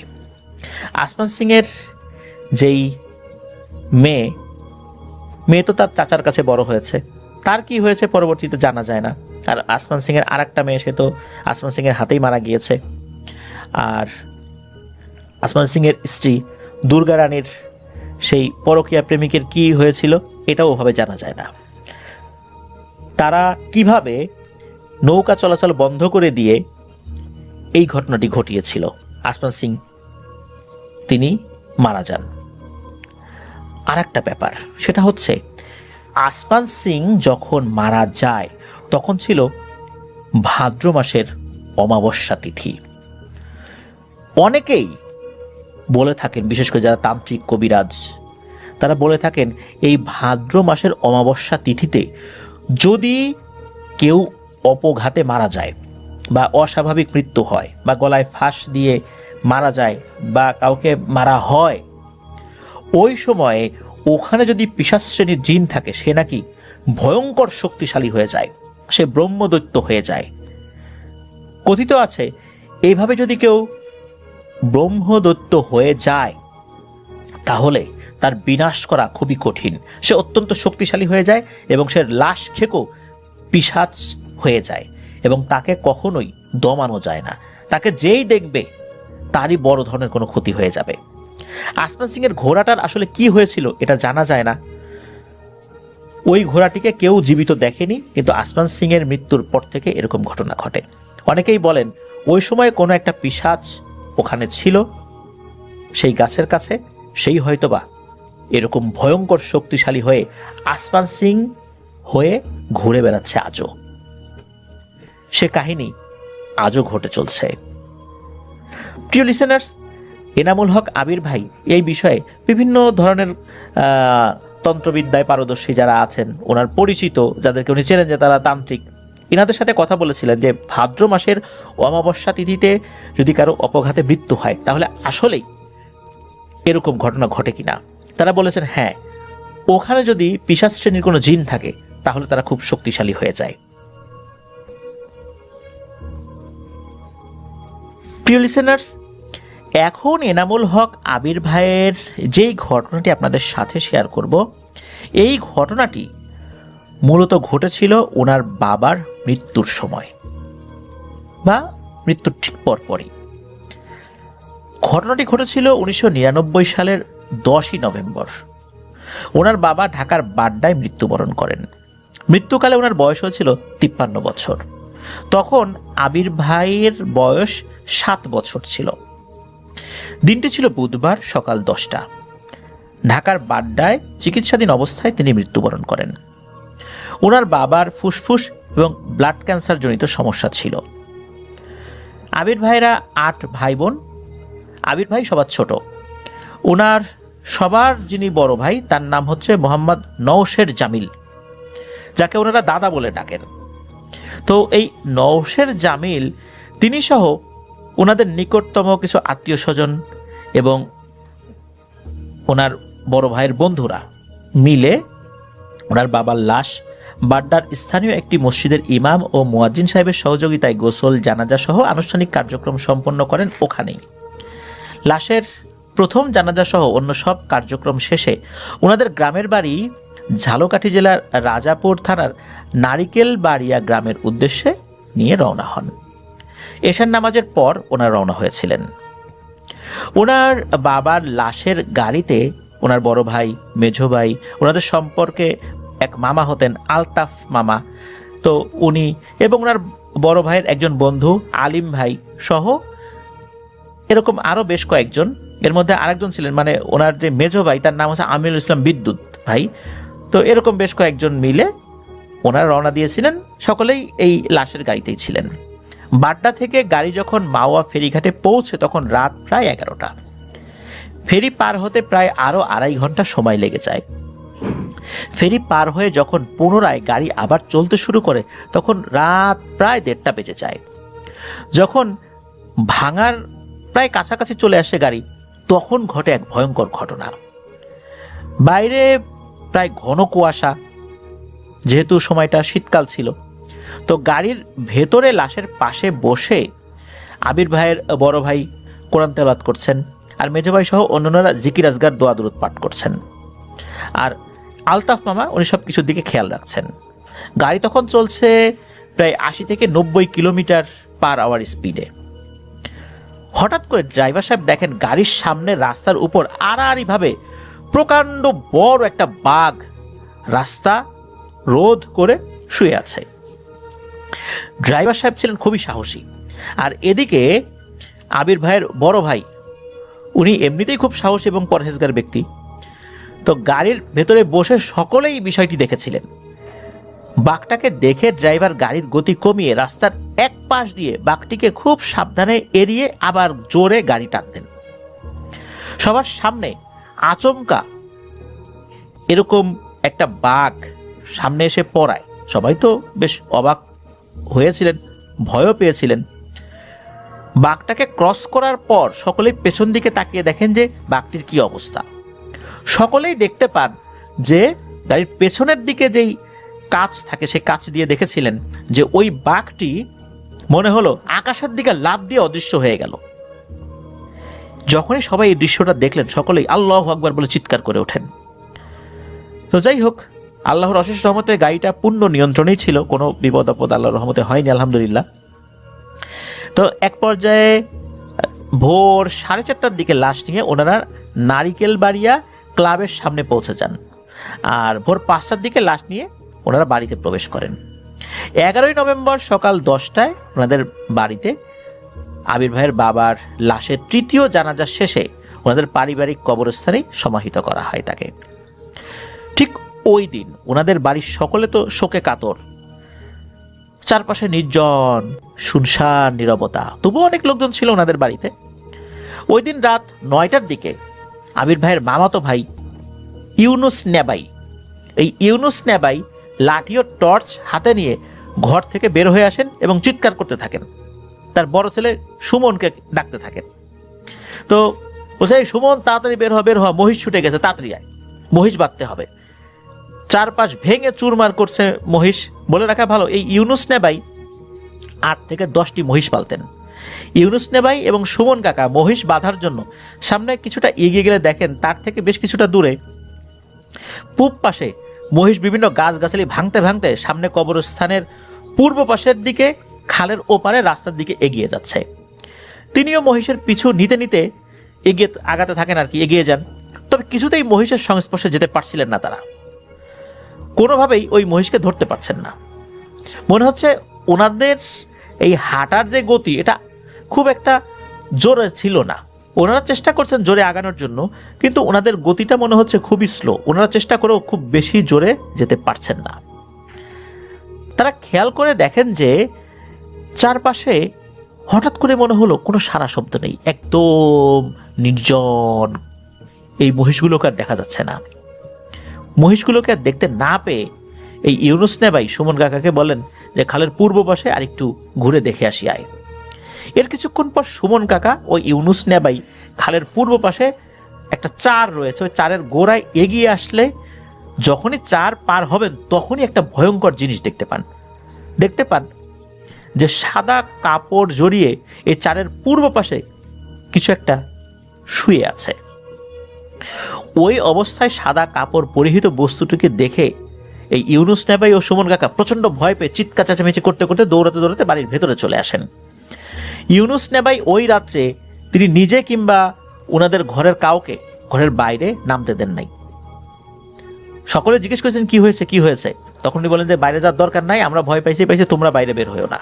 মহিষ ওটা পরেও ধরা যাবে, সমস্যা না, আমাদেরই এলাকা, ওই মহিষ কেউ নিবে না, আর মহিষ পরবর্তীতে ঘুরে ঘুরে বাড়িতে চলে আসবে। তো পরের দিন সকালবেলা তিনি উক্ত ঘটনা সম্পর্কে সকলকে অবহিত করেন। তবে ইউনুস নেবাই বাড়ির ছোট বাচ্চাদেরকে এই বিষয়ে কিছু বলতে মানা করে দেন, ছোট বাচ্চারা শুনলে আতঙ্কগ্রস্ত হতে পারে। তো এই ঘটনার পরে একটা ভয়ঙ্কর ও অজানা আতঙ্ক পুরো বাড়ির সকলকে গ্রাস করে। তবে বাড়ির বড়রা 3-4 জন মিলে রাতের বেলা বের হতো। এর প্রায় কয়েক মাস যাবৎ বাড়ির পূর্ব পাশের কবরস্থানের সামনে ওইখানে যে রাস্তাটা ছিল, ওই রাস্তার সামনে থেকে অনেকেই হাঁটার সময় সাদা কাপড় গায়ে দিয়ে কিছু একটা শুয়ে থাকতে দেখে অনেকেই নাকি মারাত্মক ভয় পেয়েছেন। তার মধ্যে আবির ভাইয়ের বাড়ির যে ফল বাগান, নারকেল বাগান, সুপারি বাগান, কাঁঠাল বাগান দেখাশোনা করতেন যিনি জাহাঙ্গীর ভাই, এই জাহাঙ্গীর ভাই কিন্তু সেই মাহানুর সামারা ঘটনার জাহাঙ্গীর ভাই না, এটা আরেকজন ব্যক্তি আর কি। তো এই জাহাঙ্গীর ভাই, তারপরে বাড়ির পাশের সোভান মোল্লা,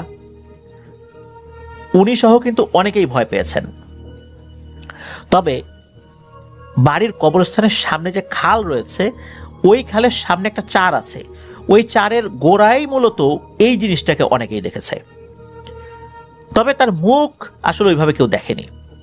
আবির ভাইয়ের আম্মুর সম্পর্কে ভাতিজা হতো স্থানীয় মাদারতলা মসজিদের ইমাম, বর্তমানে মৃত নুরুল ইসলাম খলিফা হুজুরের সাথে ওনার আম্মু এই বিষয়ে আলাপ করলে তিনি আবির ভাইয়ের আম্মুকে বলেন, ফুপি, অনেক ধরনের ভয়ঙ্কর কিছু পিশাচ শ্রেণীর জিন রয়েছে, ওরা লাশের গাড়িতে আক্রমণ করে লাশ ছিনিয়ে নেয়। লাশ গোসল ও জানাজা দিয়ে যদি নিয়ে আসা হয় তাহলে লাশের ওরা কিছু করতে পারে না। হতে পারে এমন ভয়ঙ্কর শ্রেণীর কোনো পিশাচ এরা আক্রমণ করার চেষ্টা করেছিল, পারেনি। প্রথমে বাঘের রূপে ভয় দেখানোর চেষ্টা করেছে, পথ আগলে দাঁড়ায়। তার উপর যখন দেখলো কোনো কিছু হয়নি, তবে কোনো রকমে গাড়ির ড্রাইভার যদি ওই বাঘের উপর দিয়ে গাড়ি উঠিয়ে দিত তাহলে ভয়ঙ্কর দুর্ঘটনা ঘটতে পারত, কারোরই আর বাঁচার সম্ভাবনা ছিল না, সকলেই হতাহত হতো।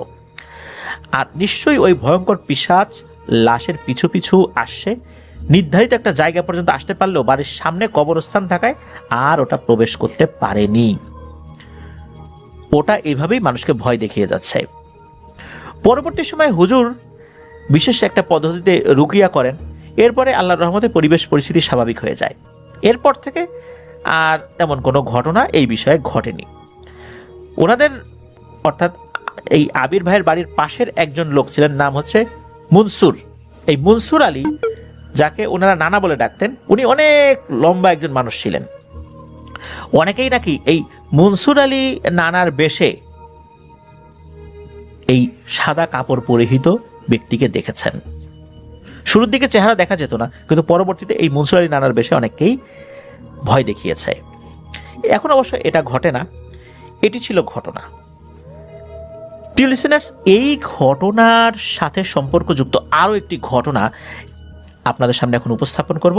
এই ঘটনাটিও আমাদেরকে পাঠিয়েছেন এনামুল হক আবির ভাই। চলুন এই ঘটনাটি শুনে আসি। প্রিয়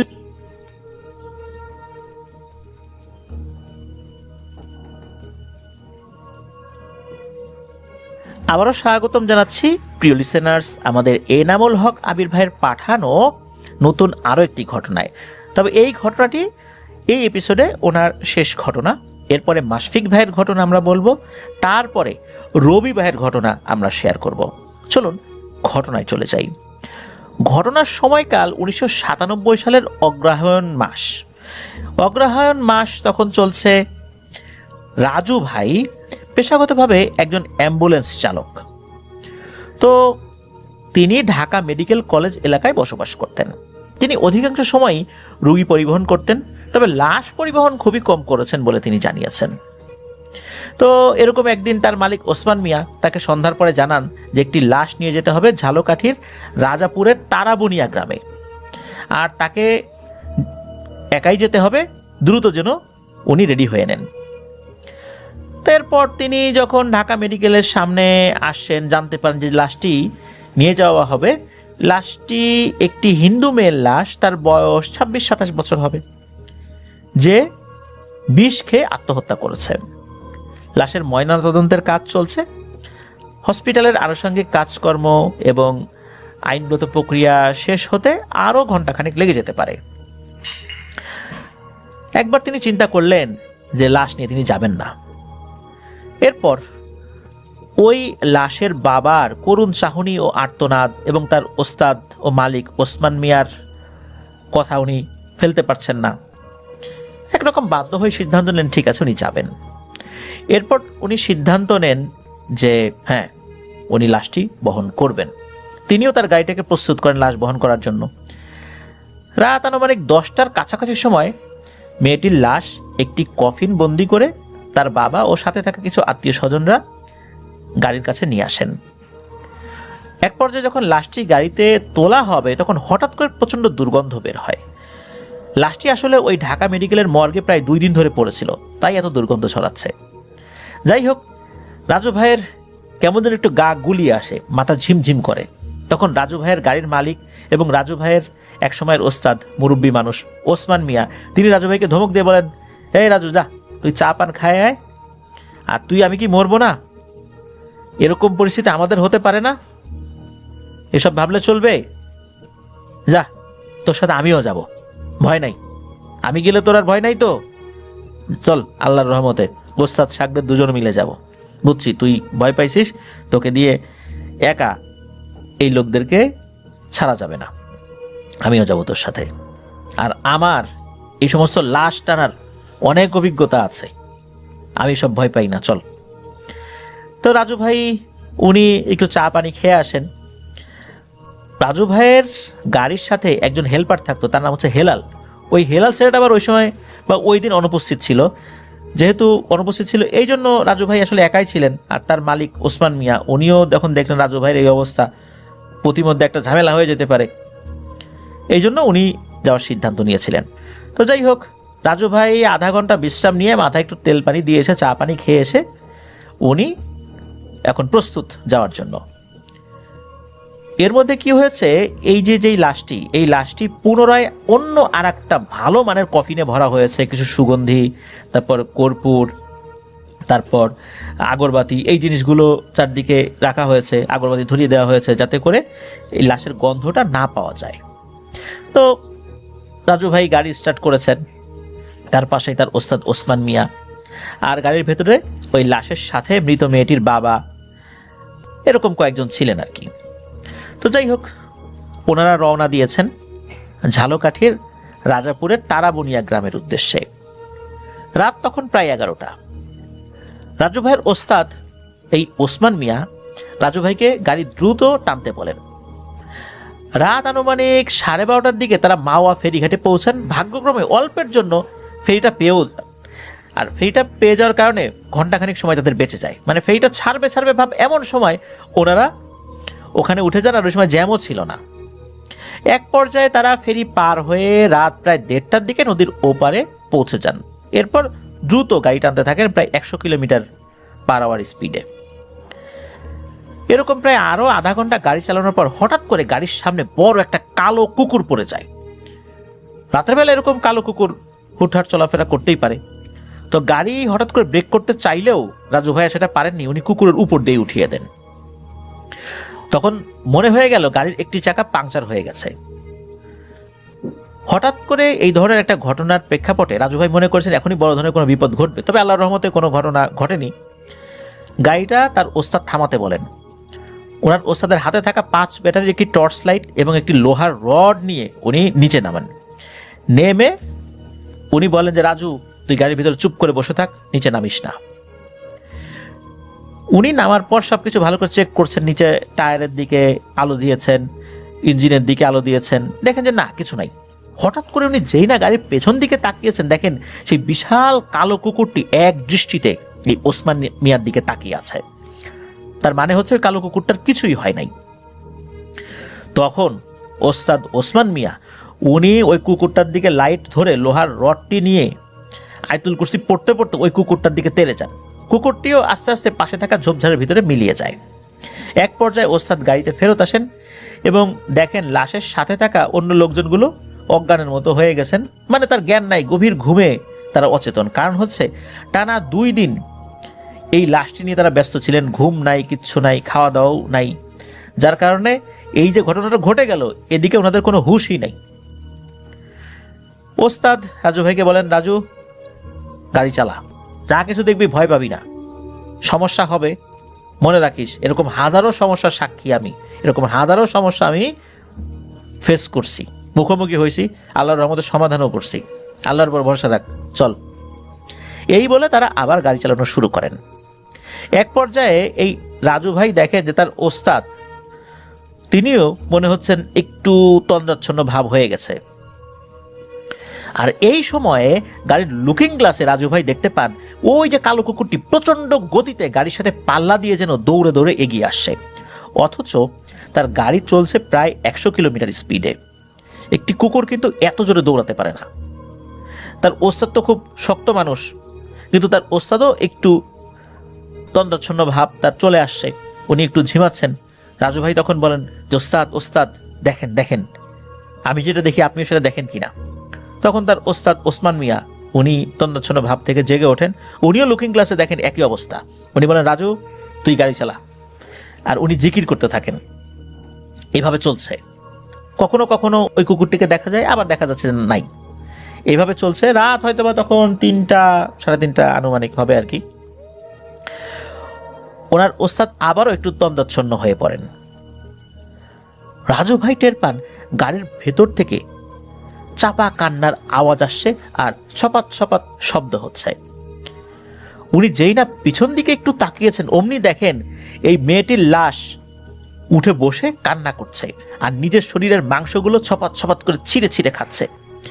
এই দেখে এই রাজু ভাই ওরে বাবা গো, ওরে মা গো বলে এমন জোরে চিৎকার শুরু করেন, এক পর্যায়ে গাড়ির নিয়ন্ত্রণ প্রায় হারিয়ে ফেলেছেন। এমন অবস্থায় এই রাজু ভাইয়ের ওস্তাদ উনি রাজু ভাইকে কষিয়ে মেরেছেন এক চর এবং বলেছে, এই চুপ থাক।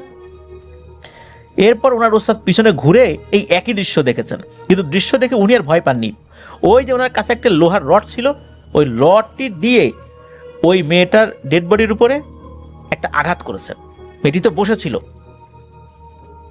আর নিজের মাংস নিজে চিবিয়ে চিবিয়ে খাচ্ছে। যেই না ওই লোহার আঘাতটা লাগে, সাথে সাথে ওই লাশটি স্বাভাবিক হয়ে যায়, আগের মতোই শুয়ে পড়ে, একদম স্বাভাবিক। এদিকে তার সাথে থাকা আত্মীয় স্বজন কিন্তু গভীর ঘুমে বিভোর হয়ে আছে। রাজু ভাই ওই সময়ে এতটাই ভয় পেয়েছিলেন যে সেটা ভাষায় প্রকাশ করা সম্ভব হয়ে ওঠে না। এক পর্যায়ে কোনো রকমের ভাঙা বরিশাল মহাসড়কের ভোমরাকান্দি মুকসুদপুর হাইওয়ের ওই জায়গাটাতে চলে আসেন। কয়েকটি দোকানপাট খোলা দেখে ওখানে গাড়িটা পার্ক করেন। এক পর্যায়ে তার ওস্তাদ আরও কিছু মানুষকে ডাক দিয়ে নিয়ে আসেন। এই সময় সকলেই দেখেন যে মেয়েটির শরীরের বেশ কিছু অংশ আধা খাওয়া অবস্থায় পড়ে আছে, তবে লাশটা কিন্তু কফিনের মধ্যেই রয়েছে। মেয়েটি যখন উঠে বসেছিল তখন কফিনের ডালাটা কিন্তু খুলে গিয়েছিল, আর কফিনের ডালাটা যে খুলে গিয়েছিল এটা কিন্তু স্পষ্ট বোঝা যাচ্ছে। তবে মেয়েটি যখন আবার কফিনের মধ্যে শুয়ে পড়ে তখন ডালাটা আপনা আপনি উপরে চলে আসছিল, তবে ডালাটা যে লোহা দিয়ে লাগানো ছিল সেই লোহার বন্ধনীটা এখন আর নাই। যাই হোক, রাজু ভাই তো ভয় পেয়েছেন। তার ওস্তাদ ওসমান মিয়া দেখলেন রাজুকে দিয়ে এখন আর গাড়ি চালানো সম্ভব না। তিনি রাজু ভাইকে বলেন যে, রাজু তুই আমার সিটে বস, আমি গাড়ি চালাবো। আসলে রাজু ভাই এতটা ভয় পেয়েছিলেন তিনি কোনো কথাই বলতে পারছিলেন না, তিনি শুধু চুপচাপ বসেছিলেন। তো এরপর ওনারা রওনা শুরু করেন। তার ওস্তাদ বলেন যে, রাজু শোন, এরকম হাজারো অভিজ্ঞতা আমার আছে, কখন কি করতে হবে তা আমি জানি, সুতরাং ভয় পাস না, নিশ্চয়ই আল্লাহ আমাদের সাথে আছেন, আর আমার তো অভিজ্ঞতা আছে, ভয় পাস না। এরপর তারা লাশ নিয়ে আবার রওনা শুরু করেন। রাজু ভাইয়ের ওস্তাদ নিজেই গাড়ি ড্রাইভ করছিলেন। রাত তখন হয়তো বা 4টা বাজে। তাদের গাড়ি গৌর নদী পার হয়ে জনমানব শূন্য একটি এলাকা অতিক্রম করার সময় রাজু ভাই দেখলেন রাস্তার মাঝ বরাবর হঠাৎ একজন বৃদ্ধ মহিলা একদম সোজা হয়ে হেঁটে যাচ্ছেন। তারা এত হর্ন দিচ্ছেন কিন্তু কোনো ভ্রুক্ষেপ নেই। রাজু ভাইয়ের ওস্তাদ কি করেছেন, সরাসরি ওই মহিলার উপর দিয়ে গাড়ি উঠিয়ে দিলেন। প্রবল বেগে একটা ঝাঁকুনি অনুভূত হলো, তবে কোনো ধরনের কোনো ক্ষয়ক্ষতি হয়নি। রাজু ভাই পেছন দিকে তাকিয়েছিলেন, পেছন দিকে তাকানোর পর দেখলেন যে ওই মহিলার কোনো অস্তিত্বই নাই। উনি বুঝতে পেরেছিলেন যে এটা কোনো স্বাভাবিক মহিলা না, তার ওস্তাদ কোনো মানুষের উপর দিয়ে গাড়ি উঠায় নাই। উনি যেটা করেছেন বুঝে শুনেই করেছেন। এটা ভয়ঙ্কর কোনো একটা পিশাচ শ্রেণীর জিন ছিল। যাই হোক, এক পর্যায়ে রাজু ভাইয়েরা সকাল 6:30টার দিকে মেয়েটির লাশ নিয়ে তাদের বাড়িতে পৌঁছান। তারপর ওখানে লাশ নামিয়ে রেখে গাড়িটি ভালো করে ধুয়ে মুছে রাজু ভাইয়ের ওস্তাদ রাজু ভাইকে স্থানীয় মসজিদের এক হুজুরের কাছে নিয়ে গেলে হুজুর তাকে ঝাড়ফুঁক করে দেন। পরবর্তী সময় তারা ঢাকায় ফিরে আসেন। সবচেয়ে আশ্চর্যজনক ব্যাপার হলো রাজু ভাই এরপর থেকে আর কখনো লাশের গাড়ি পরিবহন করেন নাই বা লাশ নিয়ে উনি কখনো কোথাও যান নাই। উনি ওই অ্যাম্বুলেন্সের চাকরিটাই ছেড়ে দেন। রাজু ভাইয়ের বাড়ি বরিশালের উজিরপুর উপজেলার একটি গ্রামে। মেয়েটির পরিচয় সম্পর্কে যতটুকু জানা যায় সেটা হচ্ছে যে এই মেয়েটি বেশ সম্ভ্রান্ত একটি পরিবারের মেয়ে, শিক্ষিত ছিলেন, দেখতে শুনতেও অনেক ভালো ছিলেন।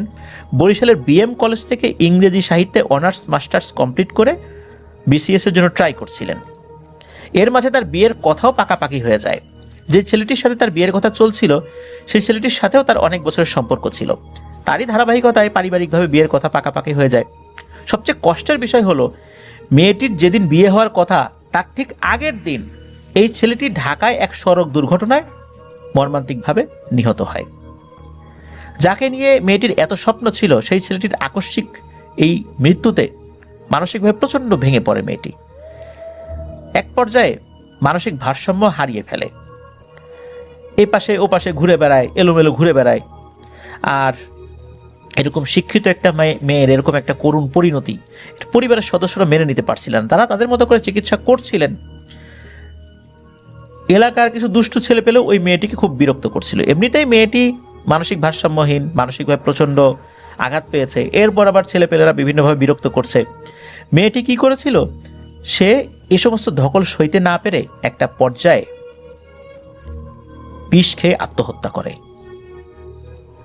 মূলত তাকে নিয়ে যাওয়া হয় প্রথমে শেরেবাংলা মেডিকেল কলেজ হসপিটালে, তারপর ঢাকাতে রেফার করা হয়।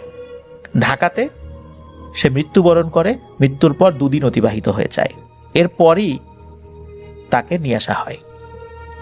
তো এই যে মেয়েটি যিনি মারা গেলেন তার বিস্তারিত ঠিকানা, তার বাবার নাম, তার নাম, এটা এনামুল হক আবির ভাই বলেছেন। এতটুকু বলছি, এই মেয়েটির আপন ছোট বোন বর্তমানে উনি একজন সহকারী জাজ হিসাবে কর্মরত রয়েছেন। এই জন্য বিস্তারিত আমরা কিছু বললাম না, পারিবারিক মর্যাদা ক্ষুণ্ণ হবে এই কারণে, আর বলার প্রয়োজনও নাই, নিশ্চয়ই লিসেনাররা বুঝতে পেরেছেন। তবে এতটুকু বলবো, আসলে মানুষের জীবনে কখন কি হয়ে যায়, মানুষের অনেক স্বপ্ন নিমিষেই ধূলিসাৎ হয়ে যেতে পারে। মেয়েটি এমনভাবে মানসিকভাবে ভেঙে পড়েছিল, বিশেষ করে তিনি যখন বিষ খেয়ে আত্মহত্যা করেন উনি মানসিকভাবে মোটেও স্টেবল ছিলেন না। উনি বুঝে খেয়েছিলেন আর না বুঝে খেয়েছিলেন এটা আল্লাহ তাআলা ভালো জানেন। তো এভাবেই মেয়েটির স্বপ্ন শেষ হয়ে গিয়েছিল।